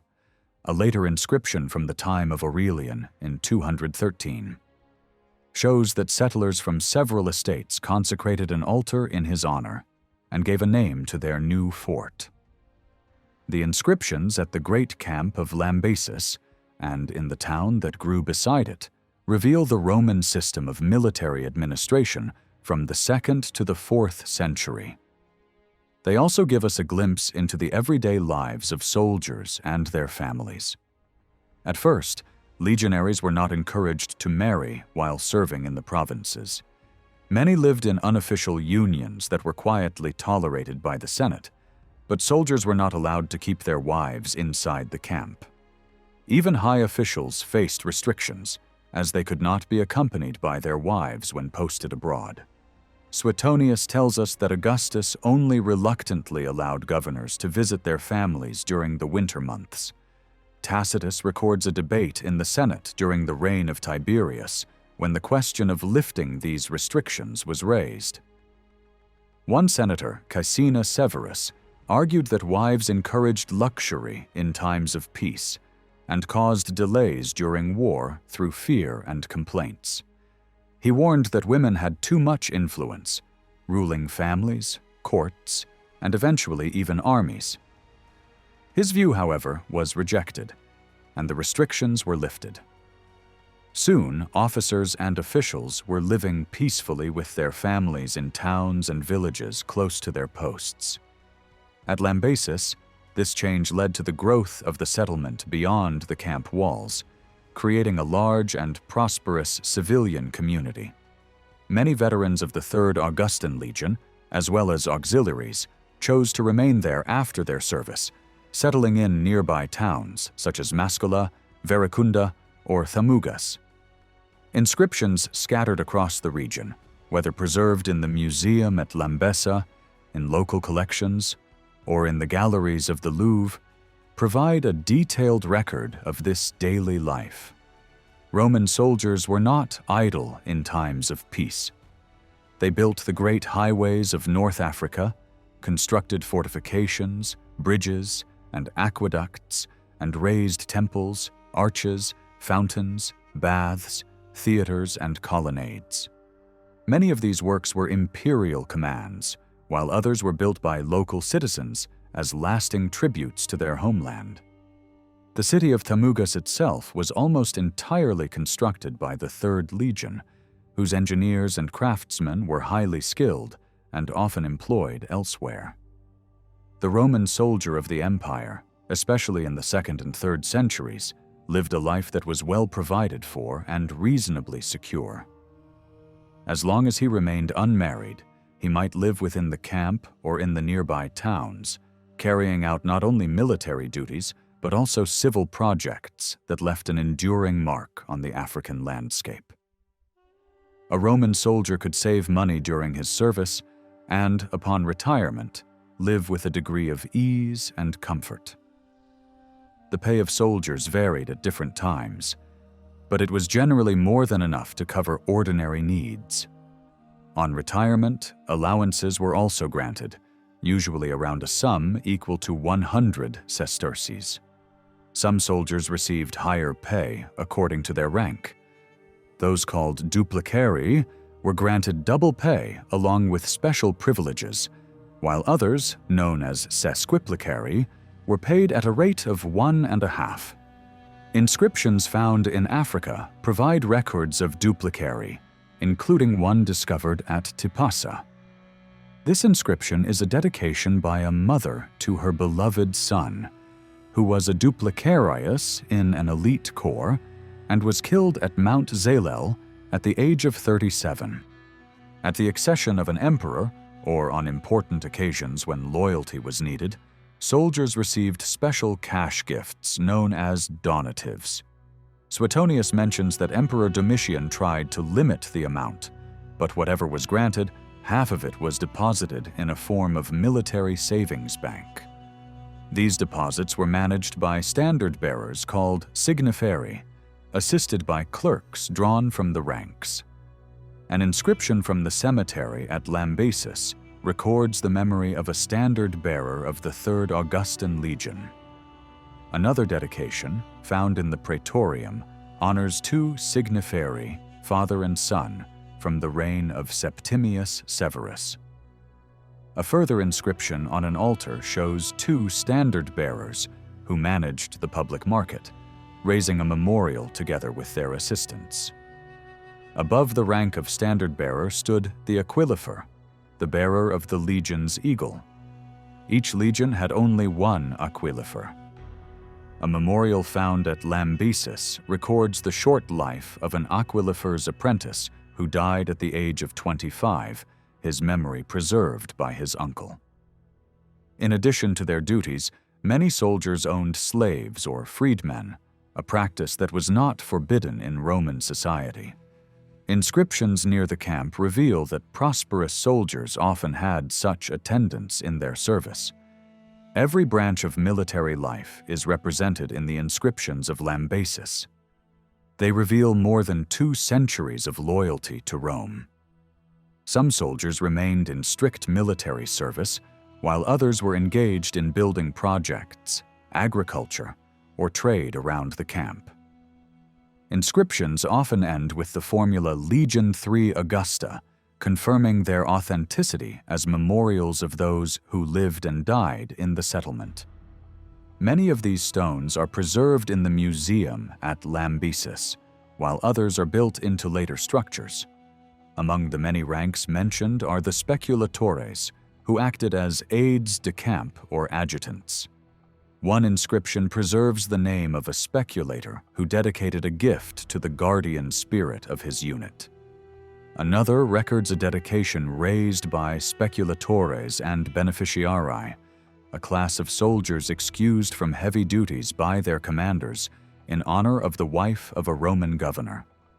Another group were the immunes, men released from ordinary military duties. Inscriptions show them as settled near the camp, raising affectionate memorials to wives and mothers.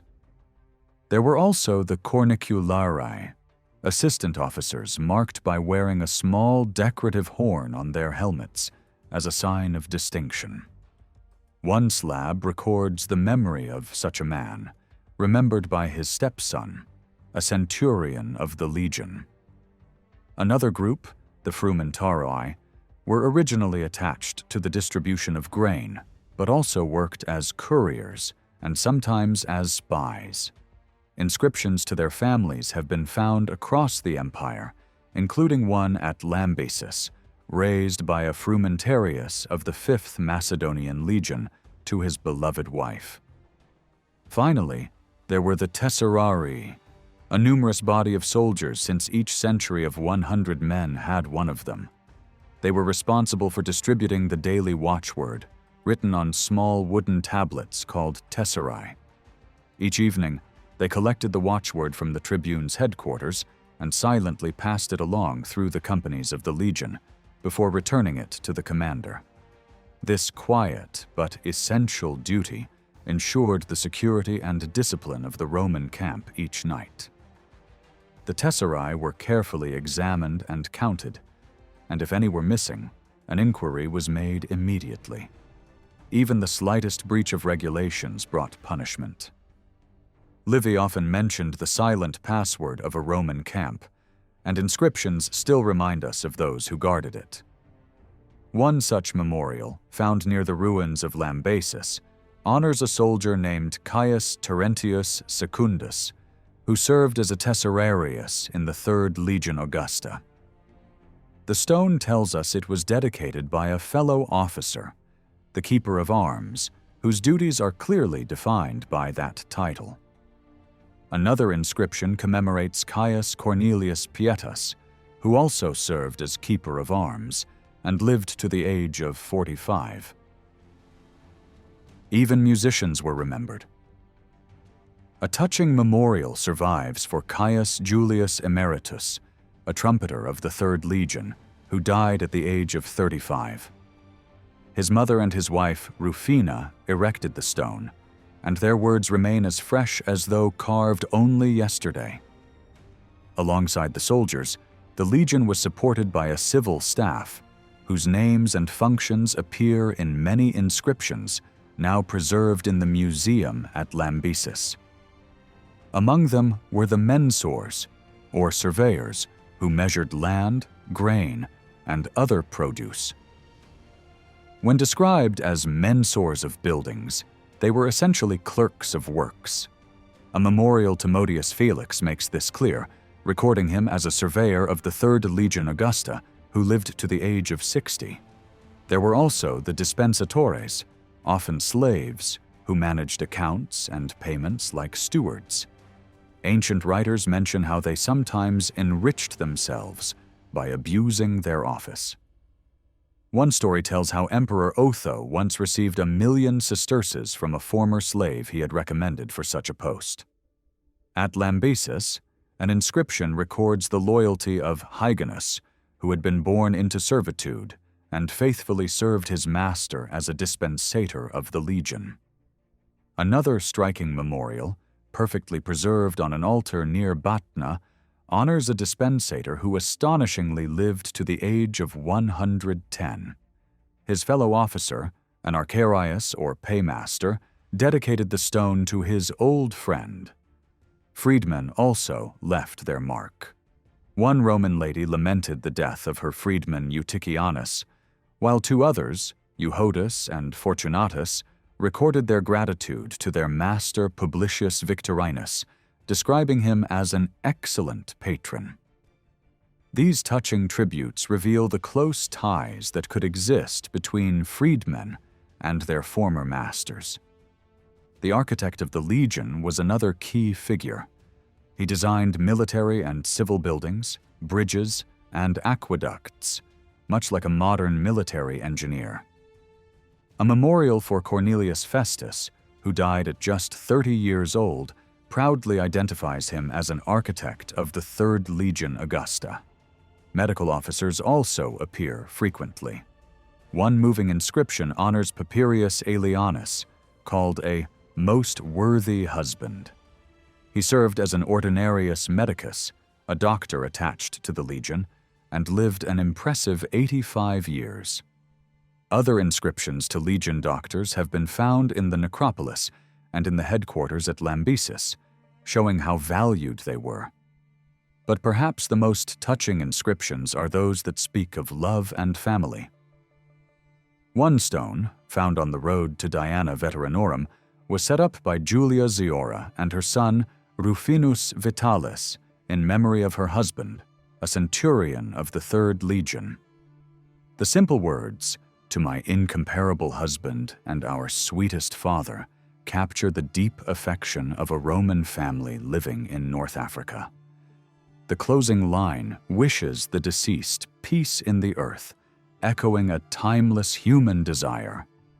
It is mentioned that in both cases the names were represented only by initials, and that the memorial was raised during the brief joint rule of Caracalla and Geta, the sons of Septimius Severus, in the years 211 to 212.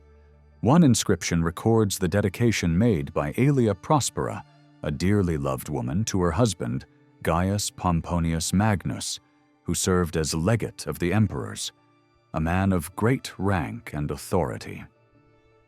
Another moving inscription, found built into the wall of a ruined Byzantine structure near Lambesis, tells us of the devotion of a soldier named Servilius Fortunatus. He carried the remains of his wife Flavia Juliosa across seas and lands from the province of Dacia, and laid her to rest in the land he had adopted as home. She had lived only 27 years, yet his enduring love for her is preserved in stone.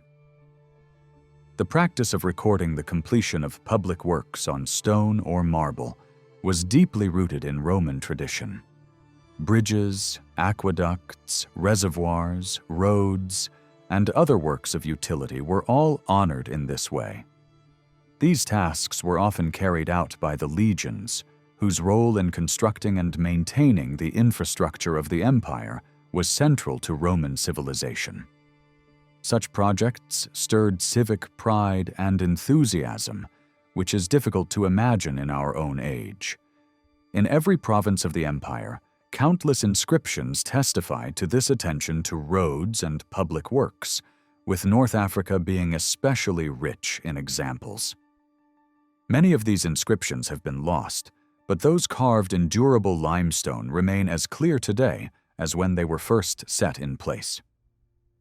The military road linking Theveste and Carthage, for instance, is well attested, with most surviving inscriptions dating to 123. Its later extension toward Thamugadi and Lambesis was likely commemorated in the same way. Even repairs were not forgotten. A tall stone pillar, discovered near the track between Takape and Kapsa, records the construction and maintenance of a road by the 3rd Legion in this distant corner of Roman Africa. Another inscription tells how they restored the road from Carthage to the Numidian frontier, which had fallen into ruin through long neglect. There is also evidence of mountain roads across the Aurs, built by the 6th Legion Ferrata, and similar work was likely done by other legions stationed temporarily in the region. One inscription notes the presence of the legion raised in Palmyra, a city that later became famous in the reign of Aurelian. This legion encamped at El Cantara, once called the Sandal of Hercules, and there dedicated an altar to Mercury for the safety of Emperor Caracalla. Another panel records a dedication to Malagbel, a deity from Palmyra, showing how Roman tolerance extended to the worship of foreign gods. At Lambesis itself, near the temple of Aesculapius, a temple was built to Isis and Serapis by a Roman governor, with the help of his wife and daughter. Soldiers of the 3rd Legion contributed funds for its decoration, raising columns for its portico in the year 158, near the end of the reign of Antoninus Pius. Auxiliary forces in Africa were often drawn from other provinces, since recruiting locals was once seen as a risk in such a volatile region. But by the 3rd century, with peace more secure, native troops were also enrolled. Records mention 3 such units: the cohort of Moors, the Aula of Numidians, and the cohort of Musulami. One inscription found near Theveste records the disbanding of an ancient privilege connected to the Musulami. Other inscriptions show the presence of foreign units such as the 3rd Legion Gemina and the 2nd Parthian Legion, each leaving behind stones to honor their officers and soldiers. One tablet commemorates Quintus Caecilius, a distinguished Roman who served as proconsul in Baetica and as legate of the 3rd Legion Gemina, and who is believed to have been a native of Milevum. Another stone, discovered at Lambesis, records the life of Aurelius Victorinus, a centurion of the 2nd Parthian Legion who served 8 years and died at the age of 30. Still another memorial was raised by Maetius Quartus, a senior centurion of the 3rd Legion, in honor of his freedman Zosimus, whose memory he cherished. The remains of Lambesis, both of its military camp and of the town that grew beside it, are not remarkable for grandeur or architectural beauty. They belong to a late period of the empire, when Roman art and design were in decline. Much has since been destroyed, and many of the stones removed, yet the inscriptions that survive continue to speak of the men who served, the roads they built, the gods they worshipped, and the loved ones they remembered in distant lands. The joint rule of Marcus Aurelius and his unworthy son Commodus left behind many inscriptions across North Africa that carry their names. Neither of them ever set foot in these wealthy and flourishing provinces, yet dedications in their honor were widespread. What is striking, however, is that later generations tried to erase Commodus's name from marble and stone, a reflection of how deeply despised he became, both as a man and as a ruler. Commodus stands out as the perfect example of a spoiled child with corrupt tastes. To be hailed as Augustus at the age of 5, paraded through Rome as a victorious general before he turned 16, and admitted into the government of a vast empire at 19 was enough to ruin even a steadier youth. But Marcus Aurelius, with his Stoic philosophy and austere way of life, shared nothing in common with a son who saw existence only as a stage for reckless pleasure and excess. The inscriptions that survive rarely show Commodus in a favorable light. In many of them, his name is chiseled out, a visible mark of contempt after his 12 years of tyranny ended. His arrogance was legendary. When addressing the Senate, he styled himself in the grandest terms: the Emperor Caesar, Lucius Aelius Aurelius Commodus, Augustus, pious, happy, conqueror of the Sarmatians, the Germans, and the Britons, the great master of the world, invincible, the Roman Hercules, high priest, 18 times tribune, 8 times emperor, 7 times consul, father of the nation, to the consuls, praetors, tribunes of the people, and to the happy Senate of Commodus, sends his greetings. Such vanity was matched only by his corruption. One inscription found among the ruins of El Uthaya tells us that Marcus Aurelius and Commodus jointly rebuilt an old amphitheatre.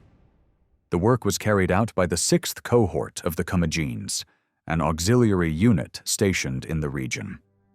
Yet in several inscriptions from North Africa, Commodus's name is scratched out in anger, much as an entire legion had once been erased from the record during its disgrace.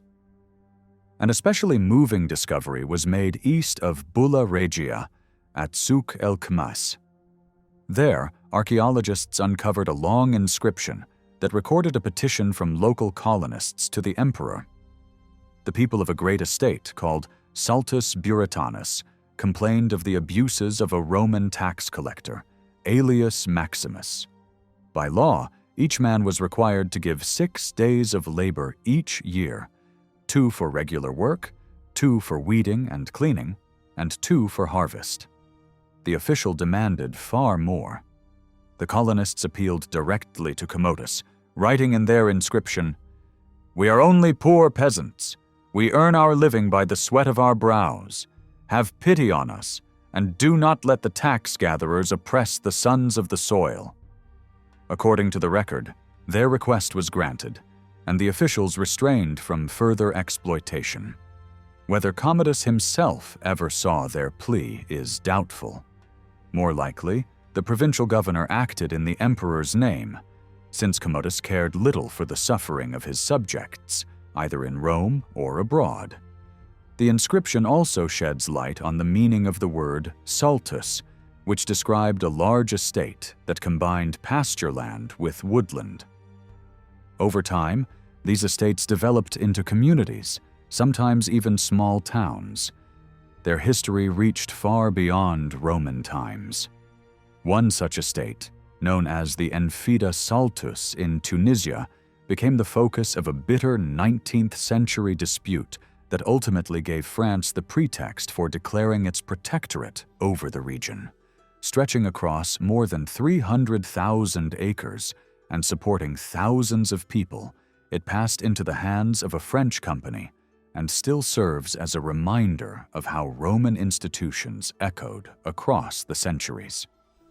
The origin of these vast estates goes back to the earliest days of Roman colonization, when successful settlers often found themselves in conflict with harsh governors or ambitious emperors. Confiscation followed, and land after land passed into the private hands of the emperor or members of the imperial family. Nero became infamous for his arbitrary seizures of farms, herds, and estates, carried out either to satisfy his passing whims or to enrich greedy courtiers.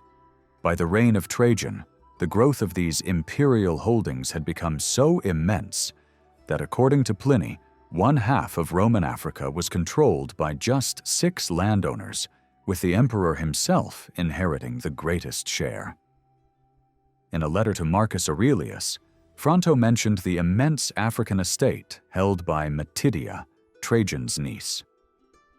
This domain, called the Saltus Matidia, became imperial property after her death.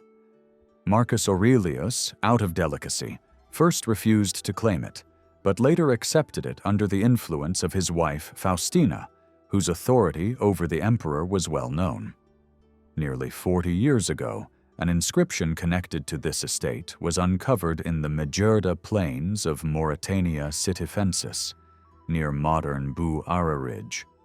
It described a boundary dispute during the reign of Alexander Severus. The steward of the estate, Axius Aelianus, ordered a land survey by Caelius Martialis to settle the issue and clearly define the property lines. The inscription also recorded that the local inhabitants of Castorensis dedicated the matter to the emperor, confirming the imperial authority over the estate. Another important inscription linked to an imperial estate was found at Henchir el Hammam, near Tunisia's western frontier. On the frieze of a ruined triumphal arch appeared the name Saltus Massipianus. Archaeological remains and the continuing use of hot and cold springs by local people suggest that this site once served as a Roman thermal spa. The inscription itself, deciphered by Pélissier, was a dedication to Emperor Caracalla from the inhabitants of the estate, celebrating the restoration of public buildings that had fallen into decay. The influence of women at the imperial court, so strong under the Antonines, was equally visible in the reign of Marcus Aurelius. His wife, Annia Faustina the Younger, left a distinct mark on the African provinces. Unlike her mother, whose name never appeared on African inscriptions despite her image circulating widely on coins, Faustina the Younger was honored in numerous dedicatory stones and statues. Known as the Mother of the Army, she accompanied Marcus Aurelius on his campaigns and played an active role in court politics. Although ancient writers recorded little about her character, her presence was felt across the empire. One inscription from Colonia Bisica Lucana, dedicated to her by local officials, gives a glimpse of her high status. Cassius Dio claimed that Marcus Aurelius turned a blind eye to the scandals and conspiracies surrounding his wife. Yet after her death, the Senate decreed that 2 silver statues should be raised in the Temple of Venus in Rome, one of the emperor and one of Faustina. Whenever Marcus Aurelius attended the theater, her golden statue was placed in her former seat, and the noble women of the court were required to pay it the same respect they had once shown her in life. Marcus himself ordered further tributes. A column erected in Halala, at the foot of Mount Taurus where she had died, and new endowments for a charitable foundation created in her mother's honor, known as the Faustinian Girls. As for Marcus Aurelius's own mother, her name is absent from any stone or marble inscription yet discovered in North Africa. Still, her memory survives on a piece of broken pottery found at Hadrumetum, inscribed with the name Domitia Lucilla. Of the family of Emperor Marcus Aurelius and his wife Faustina, only a few traces remain, yet 2 memorials of their daughter Vibia Aurelia were discovered at Calama and are now preserved in the Museum of Modern Guelma. One inscription honors her as the daughter of the divine Marcus, the sister of Sabina, and the patroness of the local municipality, remembered with gratitude by its councillors. With the close of this reign, one of the great chapters in Roman history came to an end, marking a turning point in the story of North Africa. The old order was fading, and almost without notice the first seeds of decline were being sown. The proud Latin families, whose lineage stretched back into the glorious days of the Republic and who had provided emperors for more than 2 centuries, had disappeared. The Julian line was extinguished with the death of Nero. The Flavians, who had extended the empire so widely, lost their authority. And the Antonines reached their end when the unhappy Commodus was struck down by an assassin's hand. The accession of Marcus Aurelius had once been greeted with hope, as his early career seemed to promise peace and stability. His 11 years of independent rule encouraged the belief that a government guided by philosophy might be preferable to the vigorous, often ruthless energy of past emperors. It seemed as though the world was to be ruled by the principles once taught in the groves of Athens. The old saying of Plato, that true happiness would arrive when philosophers governed, appeared to be fulfilled as Marcus presented himself as a disciple of Zeno. To his credit, he remained faithful to the ideals of his youth, upheld the doctrines he had embraced, and passed away unaware of the storms that later emperors would have to face. There is little need to dwell on his corrupt successor Commodus, whose memory was condemned by later generations, his name erased from public monuments. Yet his wife, Brutia Crispina, daughter of Brutus Praesens, was spared this indignity.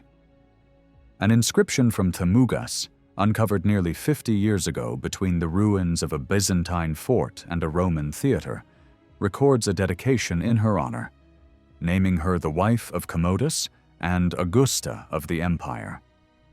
The fall of Commodus was followed by the short-lived reigns of Julianus and Pertinax. Julianus left no mark on Africa's history, and his name does not appear in a single inscription despite his 7 months of rule. Pertinax, however, stands apart. Though his reign lasted scarcely 3 months, he embodied the nobility of a true Roman. Born in Hadrumetum, an African by origin, though likely of Latin descent, he was admired for his patriotism and his upright life. His countrymen remembered him with pride, and as Cassius Dio recounts, a golden statue was raised to him in the Circus Maximus as a lasting symbol of public esteem. In North Africa, his name survives in inscriptions such as one carved on a milestone along the road from Lambasis, near the river El Cantara, dated to the year 192.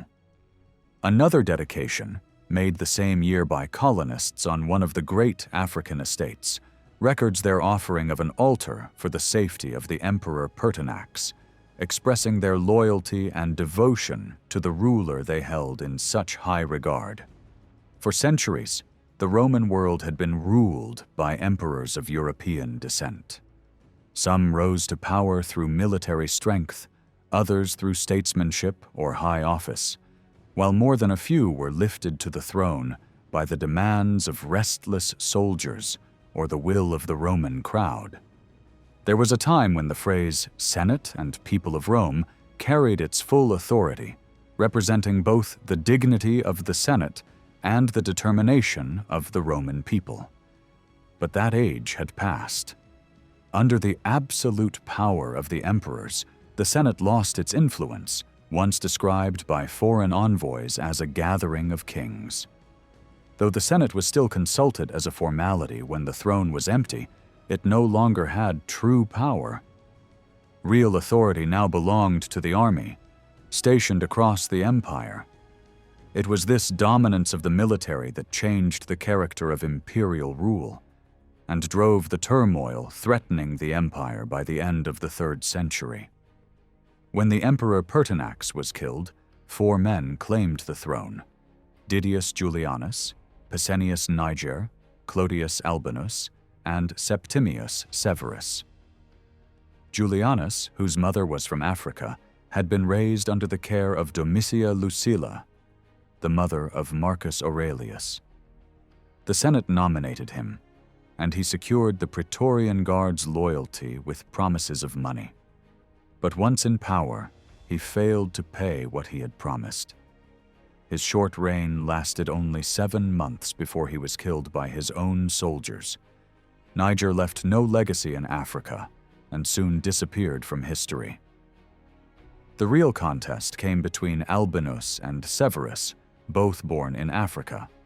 Albinus, born in Hadrumetum, modern-day Sousse in Tunisia, earned his name from the pale color of his skin. He rose quickly in the army during the reign of Commodus, gaining high rank and eventually the governorship of Britain. When Pertinax died, the Senate pressed him to accept the title of Caesar, and he agreed, seemingly with the support of Severus. For a time, the 2 men pretended to be allies. Severus even wrote Albinus a letter in 197, addressing him as "My beloved brother, the brother of the empire," and sending greetings from his family, along with gifts for Albinus's young son. But behind the words of friendship, Severus secretly ordered his messengers to lure Albinus into a trap and have him murdered. Albinus discovered the plot, tortured the messengers, and raised a powerful army. The two rivals finally met in Gaul. In the following year, Albinus was defeated, and his severed head was carried in triumph through the streets of Rome. For the first time in Roman history, an emperor from Africa rose to supreme power. Septimius Severus, born in the coastal city of Leptis Magna, brought new prominence to North Africa as the home of a ruler of Rome. His reign lasted 18 years, during which colonization spread westward to the Atlantic, villages grew into towns, frontiers were secured, and native uprisings were crushed. Under his rule, Roman Africa reached its height.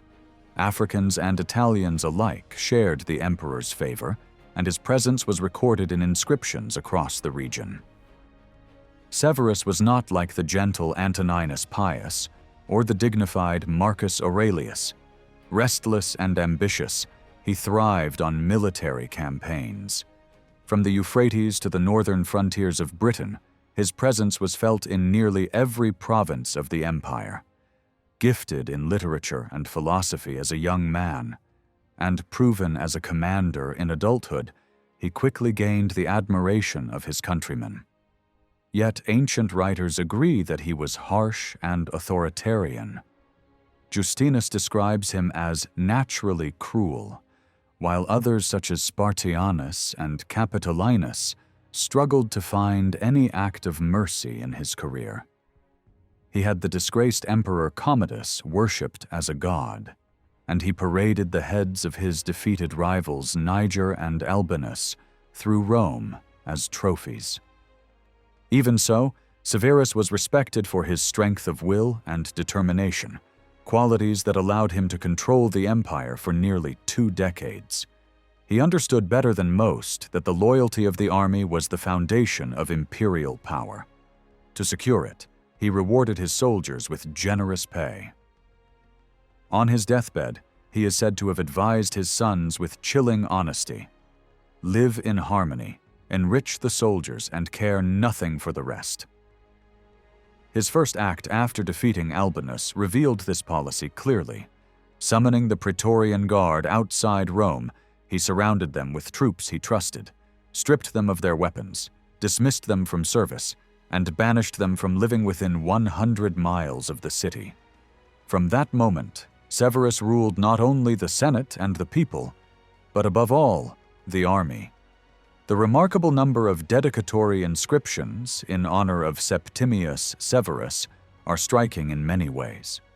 In nearly all of them, the emperor's name is joined with those of his 2 sons, Caracalla and Geta, both referred to as Augusti, and often with Julia Domna, his second wife, who proudly bore the title Mother of the Camps.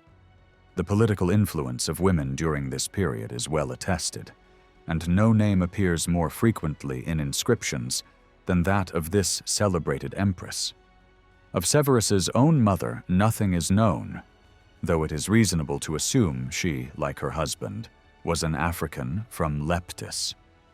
Her memory survives only in a stone inscription at Constantine, which honors her as the mother of an emperor and bearing the title Augusta. Concerning Marciana, the first wife of Severus whom he married at Leptis in his youth, but later abandoned, almost nothing is recorded. She seems to have taken no role in public life, choosing instead to live quietly in retirement. Yet her name is still preserved on a tablet in the public gardens at Constantine. The wording suggests it was erected during her lifetime, when Julia Domna had already become empress. The simple phrasing carries a touch of sympathy for a deserted princess, honored by the citizens of Cirta. The influence of women in Roman politics had grown under earlier figures such as the 2 Faustinas, But it reached its peak with Julia Domna.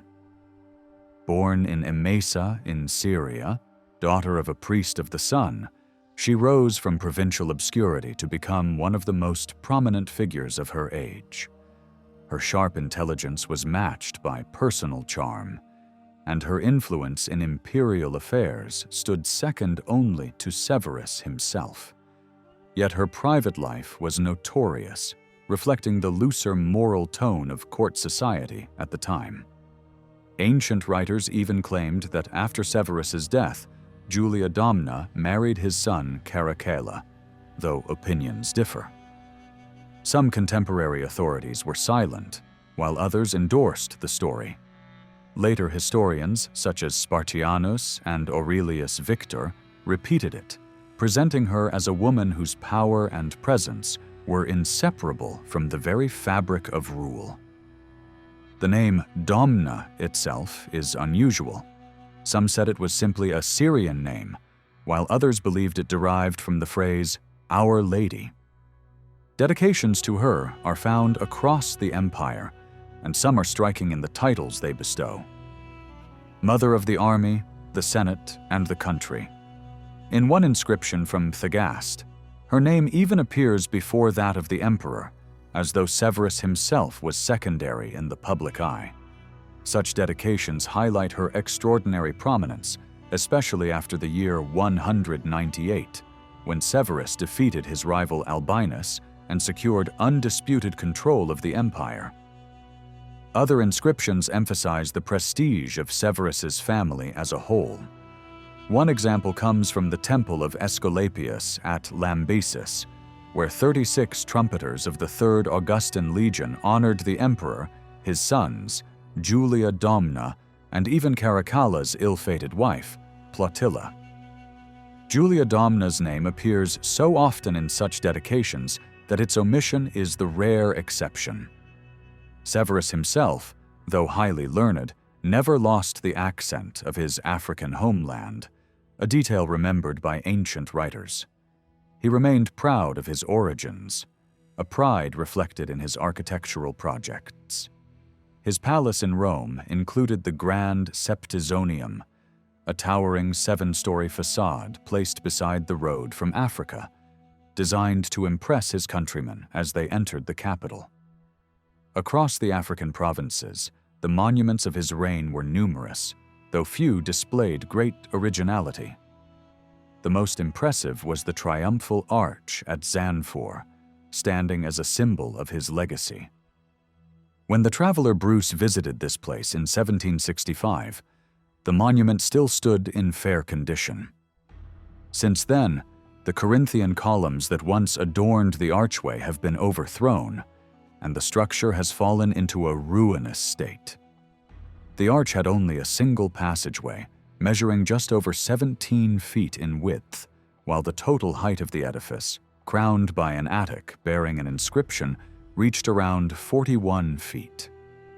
According to the scholar Guérin, the dedicatory inscription honored the divine Severus, the pious Augustus, conqueror of Arabia and Adiabon, and Maxim, and also Marcus Aurelius Antoninus, the fortunate Augustus, conqueror of Parthia, Britain, and Germany, high priest, father of the fatherland, consul for the 4th time, and proconsul. It praised them as the greatest and most noble princes, and also honored Julia Domna, the pious and fortunate Augusta, mother of the emperor, of the camps, of the senate, and of the fatherland, wife of the divine Severus. The inscription declared that the colony of Julia Assuras dedicated itself to their divine spirits with devotion. The records of Assuras, known as Colonia Julia Assuras, are limited. Pliny the Elder mentioned it under the name Oppidum Azuritanum, and it also appears in the itinerary of Antoninus and in Ptolemy's geography. For generations, it was a stronghold of Christianity, and served as the seat of a bishopric, remembered by Saint Cyprian, who once addressed a letter to the bishop and people of Assuras. The town itself was favored by a fertile countryside, pure flowing waters, and beautiful scenery, all enclosed by defensive walls whose foundations can still be seen. It was crossed by 2 lofty bridges that spanned the river. Among the qualities associated with Emperor Septimius Severus was his careful attention to ensuring an abundant supply of grain and oil. He valued Africa's produce so highly that when his rival Pescennius Niger threatened to invade the region through Egypt and Libya, Severus sent legions across the Mediterranean to guard the storehouses and prevent them from falling into enemy hands. By the time of his death, he had amassed stores of grain sufficient for 7 years and oil in abundance. Severus was a tireless ruler, and when he sensed that his life was nearing its end, he gave his soldiers a final watchword: "Let us keep working." At his side, in his last years, were his 2 sons, Caracalla and Geta, the elder raised to Augustus by the army, and the younger promoted at the urging of their mother, Julia Domna. An inscription from the town of Gigthus in Tripoli refers to the 3 Augusti, Severus, Caracalla, and Geta, in connection with the conquest of Britain. It reads, "To the British victory of the Emperors Lucius Septimius Severus, pious and steadfast, Marcus Aurelius Antoninus, and Publius Septimius." Geta, the Augusti, the people of Gigthus dedicate this in public honor.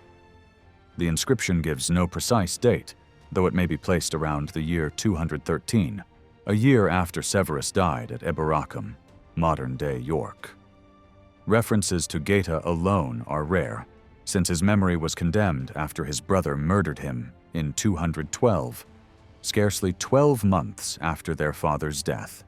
Yet in the Museum of Aumale, the ancient city of Ausia, a slab survives from the year 205 that celebrates him as Lucius Septimius Geta, Pontifex Maximus, noble Caesar, and Prince of Youth. It reveals the popularity he enjoyed during his father's lifetime, and the jealousy that drove his brother to hate him. Caracalla was so determined to secure power that he first declared his brother a public enemy, and then arranged a false plan of dividing the empire between them. Geta was supposed to rule from Alexandria or Antioch, governing Africa and Asia, while Caracalla would remain in Rome with the rest of the provinces. But the scheme was only a deception to calm their mother's fears. Caracalla's name, as he was commonly called, appears frequently in African inscriptions during his 6 years of active reign. His official titles were long and grand, filled with terms like greatest, invincible, most holy, most fortunate, and most generous of princes. In Rusicada, now Scicda, the citizens bowed to him as the unconquerable Augustus. In Constantine, another lengthy dedication described him with endless praises. Even milestones from Roman roads bore inscriptions hailing him as the noblest and happiest of rulers. One of the earliest inscriptions with his name comes from the Forum of Tamugas in 197, where he was described as the destined emperor, long before he took the full honors of Augustus. Other inscriptions from Lamsesis and Henchir el Bidr in 215 link his name with that of Julia Domna, his mother, though sometimes he was celebrated alone. One particularly rich inscription from Siaga in modern Tunisia listed his entire imperial lineage, tracing it back to Nerva, Trajan, Hadrian, Antoninus Pius, and Marcus Aurelius, presenting him as the heir of Rome's greatest rulers.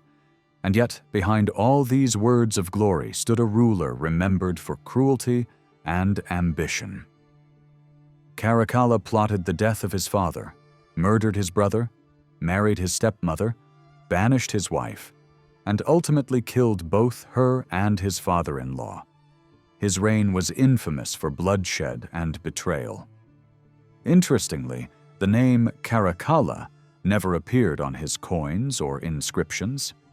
It was a nickname, recorded by the historian Aurelius Victor, meaning the long, flowing cloak worn by the people of Gaul, where the young emperor had been born in Lyons. His true family name was Bassianus, after his grandfather, but when he assumed imperial power, he styled himself Marcus Aurelius Antoninus Severus Augustus, the name that all official inscriptions preserved. The extraordinary influence of Julia Domna in imperial affairs was later shared, towards the end of Caracalla's reign, by her younger sister Julia Maesa. The lives of these two daughters of Phoenicia, whose father Bassianus had been only a humble priest at Emesa without any noble rank, are truly remarkable. Contemporary writers mention that their presence at the heart of Roman politics contributed to a decline in public morality and encouraged corruption that weakened the empire. Herodian describes Julia Maesa as strong-minded, determined, and utterly unscrupulous, always seizing chances to gain wealth or power without regard for others. Such was the weight of her authority that even Septimius Severus granted her the title of Augusta, the highest dignity for an empress. When she died peacefully in old age, one of the wealthiest women of her era, the Senate honored her memory with divine status. Inscriptions from North Africa preserve her name. At the camp of Lambaesis, she was called Augusta, grandmother of our Lord, and mother of the army and of the Senate. This dedication likely belongs to the reign of her grandson, Elagabalus, between the years 218 and 222. Her daughter Julia Soaemias, also remembered as Soemis by some ancient writers, became another empress renowned for her intrigue and restless activity during the last days of Caracalla and under her son Elagabalus. Her presence in Africa is recorded by a single inscription at Lambesis, where she is styled Augusta, mother of our emperor. Even more notable was the career of Julia Mamaea, Soemia's younger sister and the mother of the emperor Alexander Severus. Ancient accounts portray her as ambitious for power, unbending in her will, and insatiably eager for wealth. For nearly 25 years, these four women, Domna, Maesa, Soemias, and Mamaea, held immense authority. As mothers, aunts, or grandmothers of emperors, they may rightly be said to have ruled the Roman world. In the Senate House, in the military camp, and during public ceremonies, they stood alongside the emperors to share honors and privileges. Within the palace, their influence was absolute, and the will of a woman often became the will of the emperor himself. Julia Domna even sat in the Senate at Rome, an unprecedented act, while her niece Soemias went further by founding and presiding over a female council on the Quirinal Hill to regulate the social and moral conduct of Rome's aristocratic women.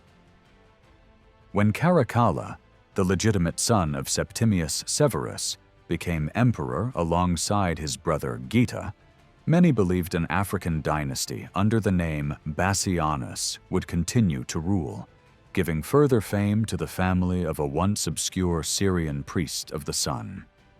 The great dynasties of the past had already faded. The Julians and Flavians were gone. The Ulpian family that had shone under Trajan was forgotten, and the Antonines had ended in tragedy when Commodus fell to an assassin. For generations, Rome had relied on Italy and Spain to supply its emperors, with the Senate guiding succession. But with the fall of the Antonines, a new order emerged. The voice of the people mattered little. The army alone decided who would wear the purple. Any ambitious general with money to buy the soldiers' loyalty could seize the throne. The Praetorians had already shown their power by murdering Pertinax and Julianus, and their dominance reached its height when they cut down the respected Alexander Severus. The fall of Caracalla opened the way for opportunists. Across the empire, wherever legions were camped, a daring commander could claim imperial power with enough gold to win the soldiers. One such man was Marcus Opellius Severus Macrinus, born in Julia Caesarea, once the capital of King Juba II.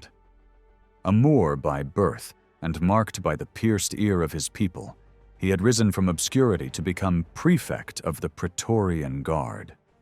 His reign lasted barely 2 months and 3 days. In that brief time, inscriptions in North Africa reveal that he shared power with his son, Diadumenianus, granting him the title of Caesar. But like earlier rulers who purchased power from a corrupt army, father and son soon paid the price. When Macrinus attempted to cut soldiers' pay and curb their luxury, both were killed. A triumphal arch at the city of Diana records the citizens' dedication to Macrinus and Diadumenianus.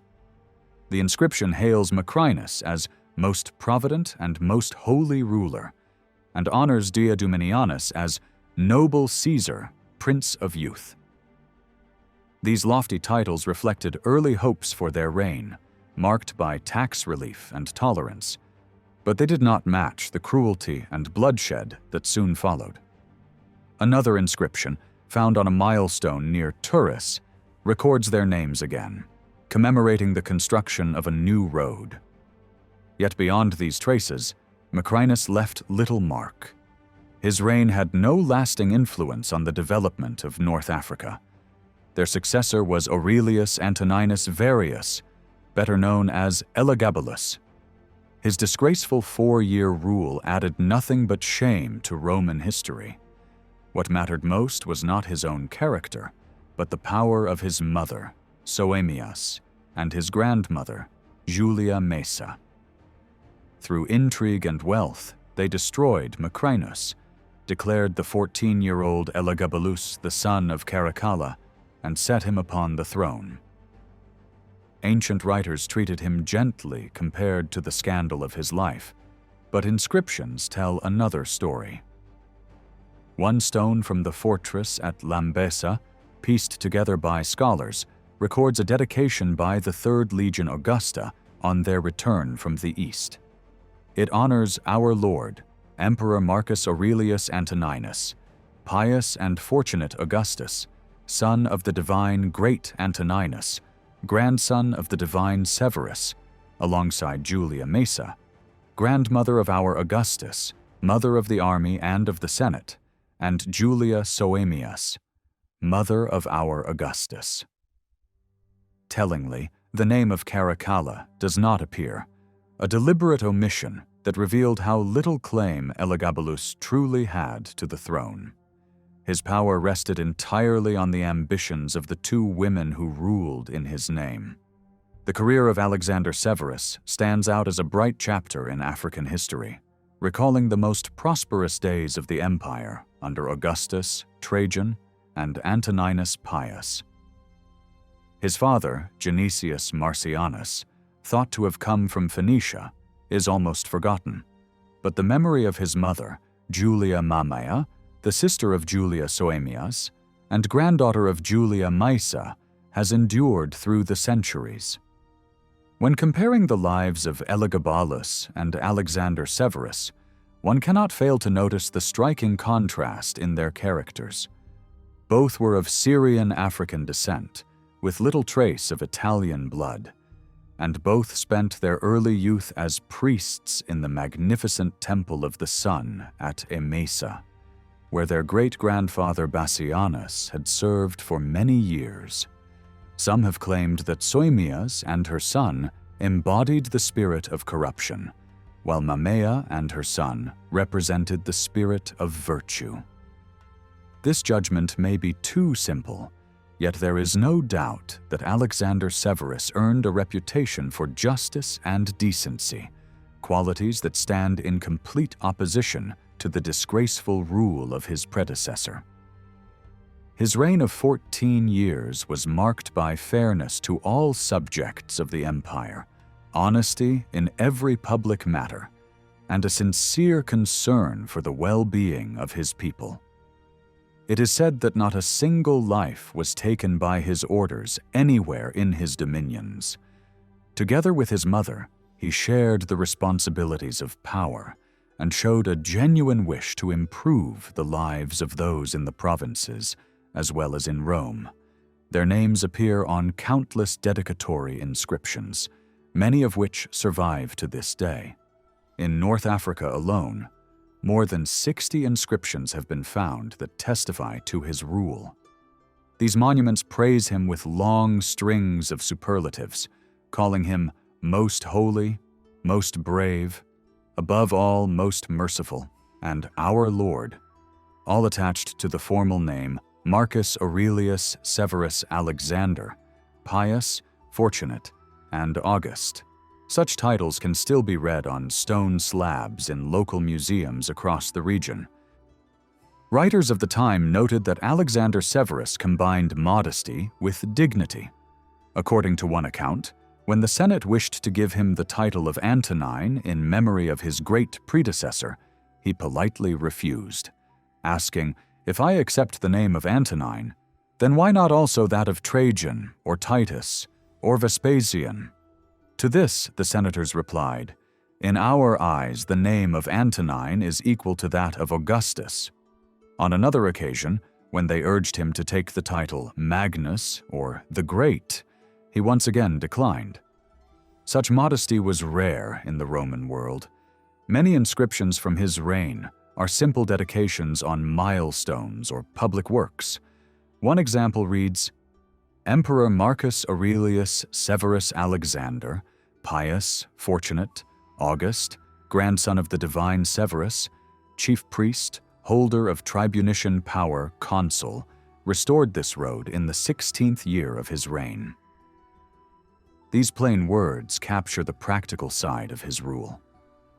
But there are also more elaborate dedications. One particularly interesting inscription, found years ago at Lambessa, on the Via Septimiana near the amphitheatre, records the setting up of an altar to Jupiter. It was dedicated as a thanksgiving for the safety of the emperor, his mother Julia Mamaia, and their family, by a chief magistrate named Lucius Marius Crescentianus. This tablet, still preserved in the Praetorium at Lambessa, offers a vivid reminder of the honor once paid to Alexander Severus and his mother. At Aintunga, once known as Thignica, an important town of the African province whose ruins still cover the landscape, a dedication was found honoring Emperor Alexander Severus and his mother Julia Mamaia. In this inscription, she is called Augusta and described as Mother of the Emperor, of the army, of the Senate, and of the nation. The stone records the rebuilding of the market in the year 229, a date that marked the peak of Alexander's reign when he reached his 21st year. The wording proclaims, "To the Emperor Caesar, the divine descendant of Antoninus, the pious and fortunate grandson of the divine Severus, Marcus, Aurelius Severus, Alexander, pious, fortunate, Augustus, chief priest, holding tribunician power for the 8th time, consul for the 3rd time, father of his country, and to Julia Mamaia Augusta, mother of the emperor, of the army, of the Senate, and of the nation." The marketplace, which had collapsed from age, was rebuilt by the devoted municipality of Thignica with public funds and was solemnly dedicated. Although Alexander Severus was proclaimed Caesar at the age of 14 and died before his 28th birthday, he was married 3 times. One of his wives was Sulpicia Memmia, daughter of a man of consular rank, though history records nothing more about her. She appears to have lived quietly, unlike her ambitious mother-in-law Julia Mamaia. Another wife, Sallustia Barbia Orbiana, left behind clearer traces. Her name survives in an inscription at Caesarea, today's Churchill in Algeria, preserved in the local museum. This record calls her the Most Sacred Augusta, wife of our emperor, and was dedicated by the imperial horse guard under the authority of the provincial governor. Interestingly, the emperor's own name is not mentioned. Herodian tells us that Julia Mamaea fiercely opposed Orbiana's use of the title Augusta. The Empress Mother wanted that distinction for herself alone. In spite of Alexander's reluctance to agree with his mother's jealousy, Orbiana was eventually exiled from Rome and forced to live the rest of her life in a North African city. The dedication at Caesarea therefore stands as a silent reminder of a princess whose fate was shaped not by her own will, but by the ambition of another. Yet perhaps the destiny that brought Orbiana to Africa was not entirely tragic. The city of Caesarea, the ancient capital of King Juba II, stood in one of the most beautiful settings in the region.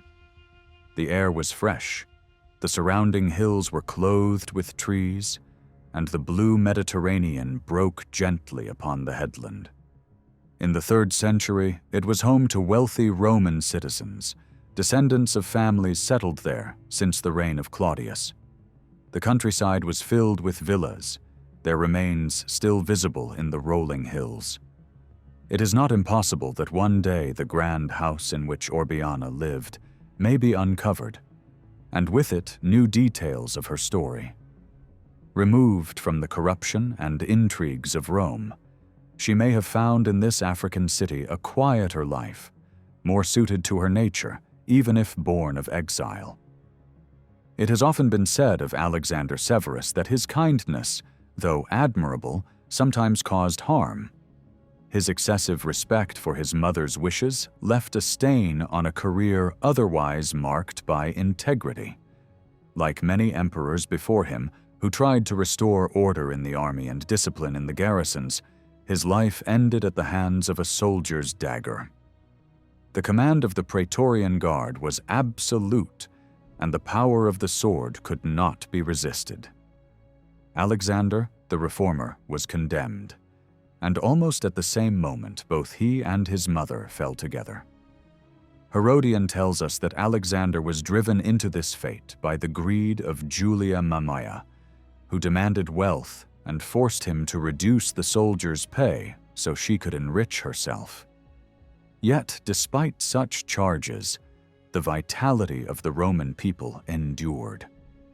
The growth of colonization in the African provinces was scarcely shaken by repeated attempts to undermine the state and place the empire under the rule of violence. Alexander's reign, which lasted nearly 14 years, became a time of prosperity in North Africa. Population increased in the towns, agriculture spread in the interior, and many frontier forts and defensive works were raised to protect the borders against tribal attacks. One stone discovered on the plains of Setif records the building of a fort called Dianensis during his reign. The inscription proclaims, "The Emperor Caesar Marcus Aurelius Severus Alexander, unconquered, pious, fortunate, Augustus, built the walls of the fort of Dianensis through the labor of the colonists with a garrison of 195 men." In the far west, two other inscriptions record the presence of a unit known as the Alexandrian Severian Troop of Syrians, the last word referring to a tribe mentioned in the ancient geography of Ptolemy. Scholars suggest that the original title of this garrison was later shortened to Castra Severiana, and by the 5th century, a bishop resided there who bore the title of Castra Siberianensis. Alexander's government in Africa was remembered as just and steady. The sense of security he gave drew settlers from many corners of the empire. After the fall of Macrinus the Moor, there were no signs of political unrest, and the inscriptions from this time show respect for imperial authority and admiration for an emperor who was gentle in nature. Many believed that if he had been allowed to live out his years, Rome would have greatly benefited from his wise and benevolent rule. His goodwill and patience, unusual among rulers of Syrian heritage, may ironically have hastened his downfall.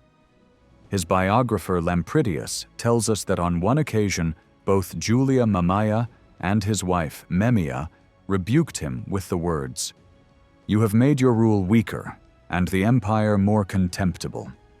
The judgment of history, however, is softer. As Gibbon later observed, this amiable prince was scarcely equal to the difficulties of his time, and though his intentions were pure, his strength of action never matched them. The half-century that followed the death of Alexander Severus was marked by constant turmoil and repeated outbreaks of internal strife. During this period, Africa's legions often stepped forward to preserve order and maintain the stability of government.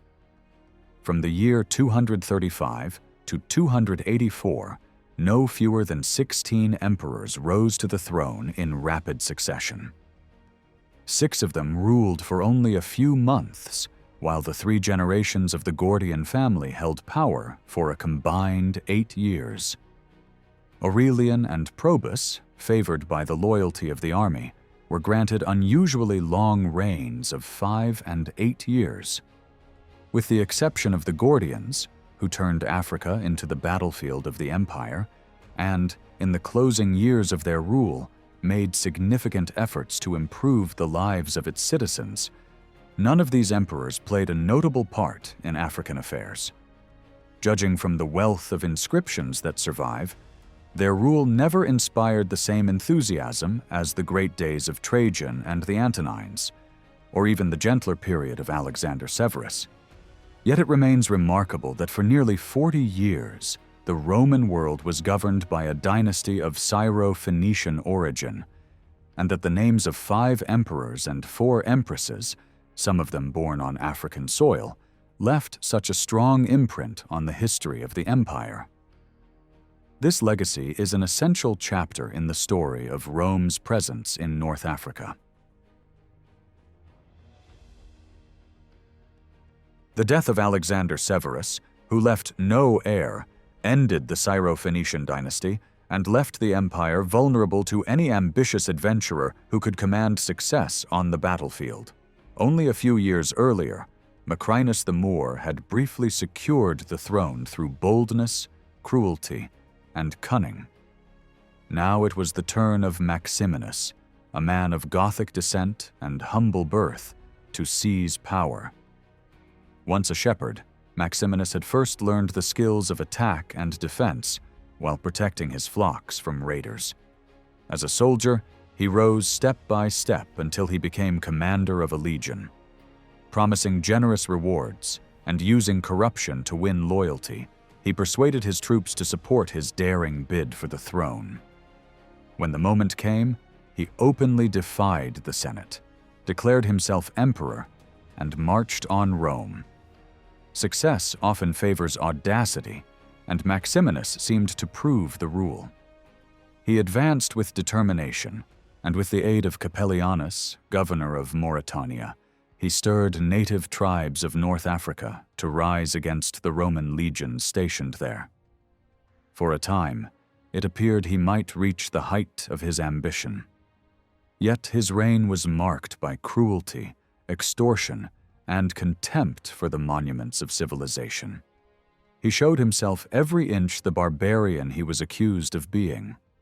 Known officially as Gaius Julius Verus Maximinus, he elevated his son to the rank of Caesar, giving him the same name. Inscriptions from North Africa record their titles: Emperor Caesar Gaius Julius Verus, Maximinus Pius Felix Augustus, and Gaius Julius Verus Maximus, most noble Caesar. One milestone still visible near Tunis records them as the restorers of the Great Highway stretching from Carthage to the borders of Numidia. Other milestones in the region bear the same dedication, proof that Maximinus was repairing roads to aid his coming military campaigns. But 3 years of his rule brought more harm than good. His motto was said to be, "Without cruelty, the empire cannot be held." In the end, he and his son fell to the same soldiers who had raised them up. Their statues were torn down, their names erased, and their memory despised. Aside from a few milestones, no monument in Africa speaks of any generosity or concern for the people under his rule. It was during this troubled time that Africa gave rise to a different figure, one remembered with far greater respect. Gordian, a noble Roman of high birth and reputation, had been appointed proconsul of Africa. Septimius Severus himself had praised the Senate's choice, calling Gordian a man noble, just, and temperate in all things. Though in his 80th year, Gordian answered the call of duty when the legions of Africa declared against Maximinus. His decision changed the course of the crisis, and his name became inseparably linked with the salvation of Rome at a moment of peril. It seems that Gordian was living in a country estate near the city of Thysdrus in the province of Africa, when Capellianus, acting as an ally of Maximinus, was stirring up native tribes to revolt. Contemporary accounts tell us that in this remote town, Gordian was proclaimed emperor by the African legions. Soon after, he traveled to Carthage in full state to receive the congratulations of its citizens, and from there he sent messengers to Rome, declaring that he had accepted the imperial power. The Senate rejoiced at the thought of being freed from the cruelties of Maximinus, but their joy was short-lived. Gordian's forces were soon defeated by the irregular army under Capellianus. His son, who had been made co-emperor alongside him, was killed in the fighting. The grief was too much for the aged Gordian to bear. Overcome with despair, he took his own life. The news spread quickly to Rome, throwing the Senate into turmoil. At its head was Flavius Valens, who would later be raised to the imperial throne with his brother Valentinian. Meanwhile, Maximinus was encamped at Aquileia with a large army, preparing for a triumphal march into Rome. Within weeks, the future of the empire seemed at risk, and the shadow of military despotism loomed large. To meet the crisis, the Senate appointed 2 men of consular rank and long experience to safeguard the state. Marcus Clodius Pupienus Maximus, a man seasoned in military affairs, was dispatched to face Maximinus at Aquileia. Decimus Caelius Calvinus Balbinus, a nobleman of proven skill in administration, was left in Rome to protect the people. To ensure the continuation of the Gordian line, the Senate also raised up the grandson of the elder Gordian, a boy of about 12 years, and proclaimed him as Caesar alongside them. A milestone found near Buhira in Mauritania records their names in a dedication. It honors Emperor Caesar Marcus Clodius Pupienus Maximus, Pius, Fortunate, and August, chief priest, holder of tribunician power, twice consul, proconsul, father of the state, and Emperor Caesar Decimus Caelius Calvinus Balbinus, Pius, Fortunate, and August, chief priest, holder of tribunician power, twice consul, proconsul, father of the state, and Marcus Antonius Gordianus, most noble Caesar, dutiful, fortunate, grandson of the divine Gordians. The citizens of Sisyphus proudly inscribed their loyalty to the 2 emperors and the young Gordian. What is striking in this inscription is that both emperors are called chief priest, or Pontifex Maximus.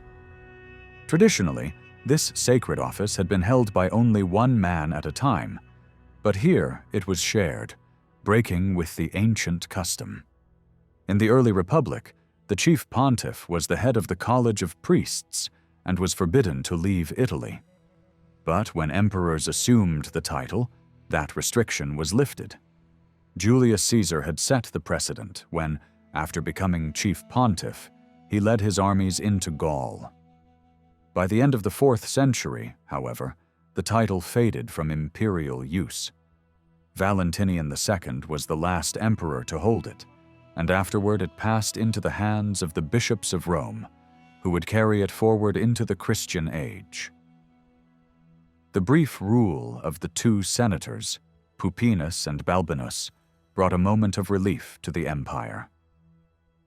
They succeeded in destroying the tyrant Maximinus and ensured a peaceful succession for the young Gordian. For a short time, fortune favored the army sent from Rome to stop Maximinus in his march toward the capital. His own soldiers turned against him, and the usurper was killed. With his death, it seemed as though the turmoil of the empire had ended. Had Maximinus prevailed, Africa would have been plunged into chaos, suffering the cruelty and devastation that always followed irregular warfare.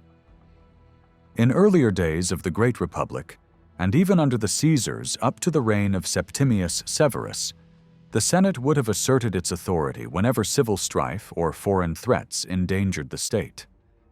But those days were gone. The army was no longer the loyal servant of the Senate, but its master, and the will of the Praetorian Guard was impossible to resist. The citizens of Rome challenged their power, conflict broke out, and in the end, Pupienus and Balbinus were murdered by furious soldiers. Their names are almost forgotten today among the many emperors of the 3rd century, yet the loyalty they showed in a time of crisis deserves greater honor than history has granted them.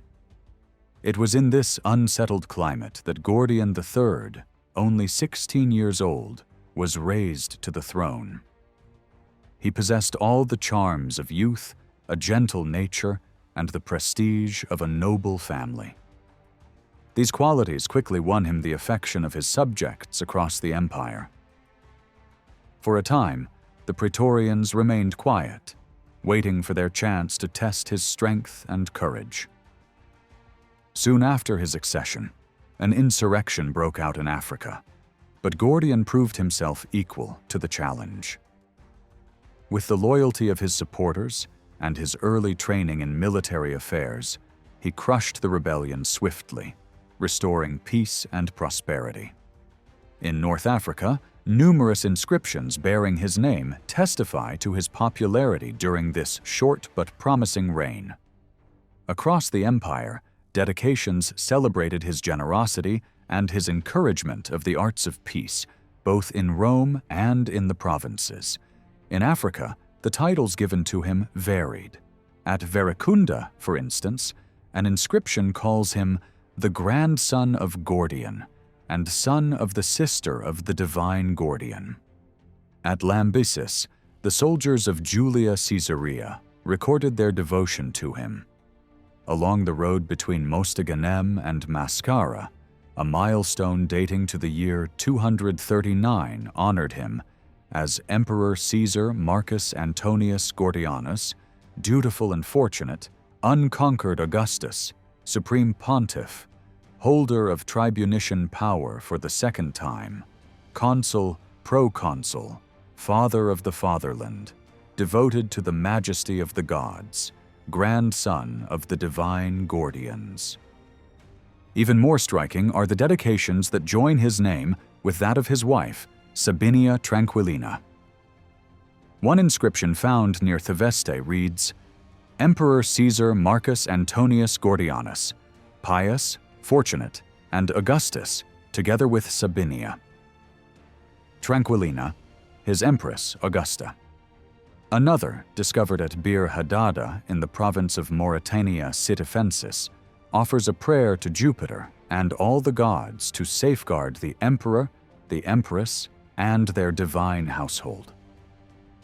Other dedications were made to Sabinia alone, such as one from Sigus in Numidia, dated to the year 242. Little is known of Sabinia's life, except that she was the daughter of a Roman noble named Misitheus, also called Timesicles because of his Greek origins. Gordian entrusted this father-in-law with the highest responsibilities of the state, and as prefect of the Praetorians, Misitheus attempted to reform that powerful body and bring it under discipline. For a brief time, under Gordian and Sabinia, the empire once again seemed guided by youthful promise and loyal service.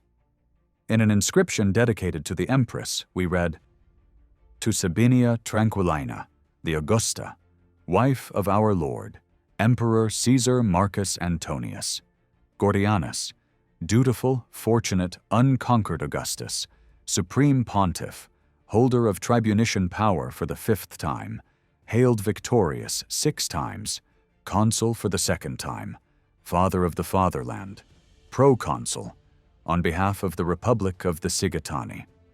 Yet in that corrupt age, honorable conduct was rarely valued, and every attempt at reform within the military was met with fierce resistance. Misitheus, father of the empress and prefect of the Praetorian Guard, tried to bring discipline and order to the army, but he was soon replaced by Philip the Arab, whose ambition led to Misitheus' downfall. Though history has nearly forgotten the name of Sabinia Tranquillina, the many dedications made to her in distant towns of North Africa suggest she was admired and respected among Roman citizens. Capitolinus, in his account of the Gordians, tells us that Gordian III worked to encourage art and beauty throughout the empire. As an example, he describes how the young emperor adorned the peristyle of his family villa on the Prenestine Way with 200 marble columns. 50 were of Carystian marble, 50 of Claudian, 50 of Synada, and 50 of the golden marble of Numidia, most likely quarried at Simithu.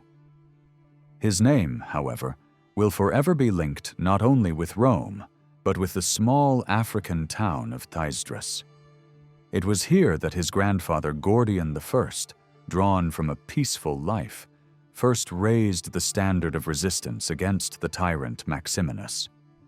A monument was later erected in their honor, and its vast remains still amaze travelers who visit modern Tunisia. Thysdrus, known today as El Jem, is marked above all by its colossal amphitheater. Without this structure, the site of the Roman town might have been difficult to identify, for few inscriptions survive to tell its story.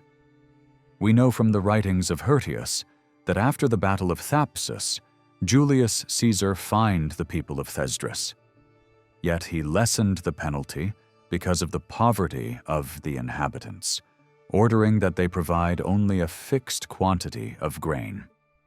At the beginning of the Christian era, it was clearly not a city of great wealth or power. The exact date of the amphitheater's construction remains uncertain. It is unlikely such an enormous building, covering nearly 7 acres of land, rising 120 feet high, and able to hold more than 30,000 spectators, could have been planned and completed in the brief 6-week reign of Gordian I. It is more reasonable to believe that during the reign of Gordian III, when the empire seemed to enjoy peace and stability, the idea took shape. It was customary to celebrate the accession of a new emperor in the great towns with weeks of festivities funded by the imperial treasury. Perhaps the amphitheater was part of these celebrations, a gift to the people of Africa to host the games of the arena. Yet the truth remains hidden in mystery. Capitolinus, writing in the time of Diocletian and Constantine, makes no mention of the amphitheater at all. He does, however, speak of the proclamation of Gordian I at Thysdrus, and notes that Gordian III prepared magnificent festivities to mark the 1000th anniversary of Rome's foundation, later celebrated under his successor, Philip. That such a monumental edifice of such grandeur could be passed over in silence by an otherwise careful writer seems remarkable. The coins minted in the reign of the Gordians also shed little light. One, described by Shaw, bears an image of an amphitheater not yet matched to any known structure. Another well-known coin from this period shows a similar depiction of an amphitheater, clearly referring to the restoration or completion of the Flavian amphitheater in Rome during the reign of Gordian III. The inscription, "The Generosity of Gordian Augustus," confirms this. Both coins portray the amphitheater with 3 tiers of arcades, topped by an attic, with a colossal statue on one side and a portico on the other. It is likely that one coin was minted in Rome and the other in Carthage, but both point unmistakably to the building in Rome. And the statue depicted is none other than the famous Colossus of Nero.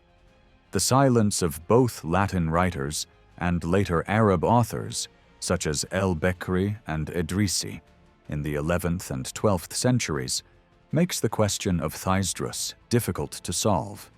In 1630, Justus Lipsius published his book on the wonders of Roman greatness, listing all known amphitheatres but omitting any mention of Thysdrus.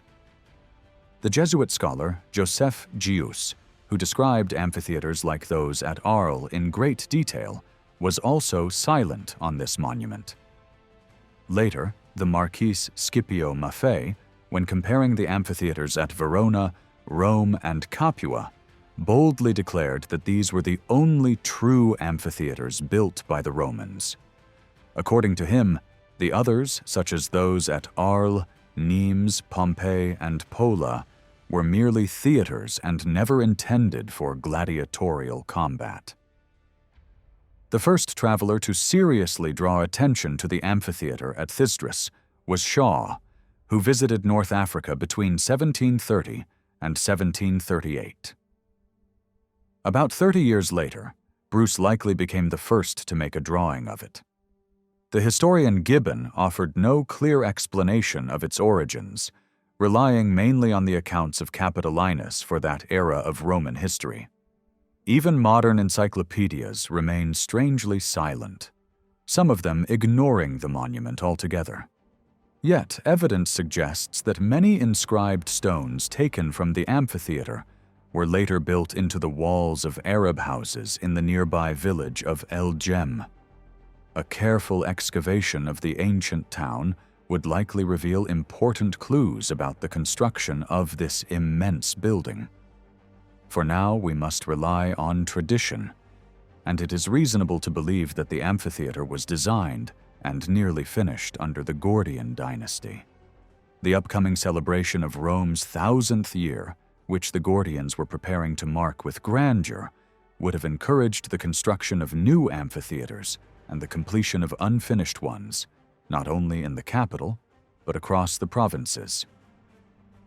Capitolinus himself records that Gordian III's preparations were on the grandest scale, and his generosity in promoting the arena games was said to rival that of any Roman emperor. Like the great aqueduct of Carthage, the amphitheater of Thysdrus stands as a lasting symbol of imperial ambition and of the determination that defined Roman character. To the emperor, it mattered little whether fine stone was close at hand or whether transporting it posed difficulties. Excellent stone was available in the quarries of Solectum, some 20 miles away, and it seems that this was the material used. How tens of thousands of blocks were hauled across that distance, or how many thousands of laborers were forced to work on the project, we cannot know.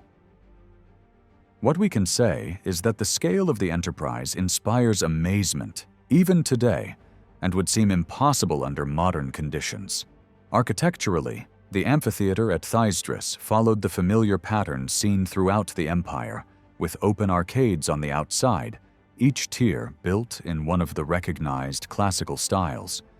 The first and third levels used the Corinthian order, while the second employed the composite style. Whether the attic was also Corinthian cannot be determined, as only fragments of the upper wall survive. The amphitheater had 2 main entrances, one now completely destroyed. The interior has suffered more damage than the exterior, partly because it was once used as a fortress, but more so due to centuries of plundering by locals who treated the structure as a convenient quarry. When el-Bekri described it in the 11th century, the seating was still intact from top to bottom. even as late as Bruce's visit, some of the tiers must still have been standing. There is strong reason to believe that the building was never truly finished. The reign of the Gordians, which lasted barely 6 years, ended before the project could be completed. Their successors showed little interest in this remote town in North Africa, far from the Mediterranean coast. Many details of the structure itself suggest a hasty construction, intended for rapid use in some special event. Almost every stone bears a triangular lifting mark on its outer face, showing that speed of assembly mattered more than appearance. The archstones were not always cut precisely, and several decorative elements were left incomplete. Only 2 of the lower keystones were carved, one with a lion's head, and the other with the bust of a woman in the hairstyle of the time. The 3 arcaded tiers were completed, though the top cornice and attic appear never to have been finished. One striking feature of the amphitheater is the uniformity of its masonry. Nearly every course of stone measures close to 20 inches in height, while the blocks themselves average 38 inches in length. The entablatures of each tier were constructed in the same way, with the architrave, frieze, and cornice each formed from single blocks of stone. The bases of the engaged columns were cut from single blocks of stone, as were the sub-bases that supported them. The total surface area of this amphitheater is almost identical to that of the unfinished amphitheater at Verona, which ranks alongside Capua as one of the largest provincial monuments of its kind. When compared with the Colosseum in Rome, there are striking differences in the proportions of repeating features, especially in the balance between the solid walls and the open arches of the arcades. The major axis measures about 489 feet, while the minor axis reaches 403 feet. The height of the first tier is 26.5 feet, the second nearly 33 feet, and the third just under 30 feet. If the attic was intended to match the proportions of its Roman counterpart, then the total height of the external wall from the ground would have been over 124 feet. The structure itself shows remarkable craftsmanship. The stone used was a shelly limestone, white when freshly quarried, but turning a warm golden shade after centuries of exposure. When the sun sets low on the horizon, the effect is breathtaking. Yet the stone was not suited for the finest detail work. Its surfaces are smooth, and the vaulting, built with smaller blocks, is an impressive achievement. Still, not every stone was fitted with precision, perhaps due to the speed with which the work was carried out, leaving some joints wider than in the best examples of Roman construction. Even so, the proportions of the arches and the wall spaces are pleasing to the eye, and the moldings, though simple and repeated often, were carefully planned. The history of this amphitheater in later centuries was dramatic. Its massive form and solid construction allowed it to be used as a fortress. During the Arab invasion of North Africa, a woman leader named El Kahina is said to have taken refuge within its walls, enduring a long siege. In 1697, when the local tribes refused to pay their annual tribute to the bey, they also fortified themselves inside. Artillery was brought against the structure, and a breach was made so large that it destroyed nearly a quarter of the perimeter. From that moment, it was never again used as a stronghold. Many of the stones dislodged during the attack were carried off in later centuries, widening the gap. Today, poor dwellings cluster around the base of the monument and even occupy the lower arcades, forming a tragic contrast to the grandeur of Roman craftsmanship. Amphitheaters themselves represent an important chapter in Roman history. They were a uniquely Roman type of public building, never found in lands untouched by Roman conquest. They can be divided into three categories. The first includes the grand amphitheatres modeled on the Colosseum, such as those at Capua, Elgem, Verona, Arles, Nimes, and Pola. The second category includes those partly excavated into the ground and partly built in stone, like those at Paestum, Pompeii, Italica, Caerleon, Buchater, Odina, and many towns across North Africa. The third category consists of simpler amphitheatres, cut into the earth in an elliptical shape with turf seating, such as the one at Dorchester. These are known as military amphitheatres, and it is likely that no Roman garrison, no matter how remote, was without one of these rough constructions. As the antiquarian Montfaucon once observed, every Roman city had its amphitheatre, and in North Africa, the outlines of such buildings can still be traced in nearly every ancient settlement. The amphitheatre at Elgem is tied to the reign of Gordian III, the last ruler of a short-lived dynasty. He shares with Alexander Severus the sympathy of later generations as an emperor who attempted to govern honorably, yet was struck down by his own soldiers.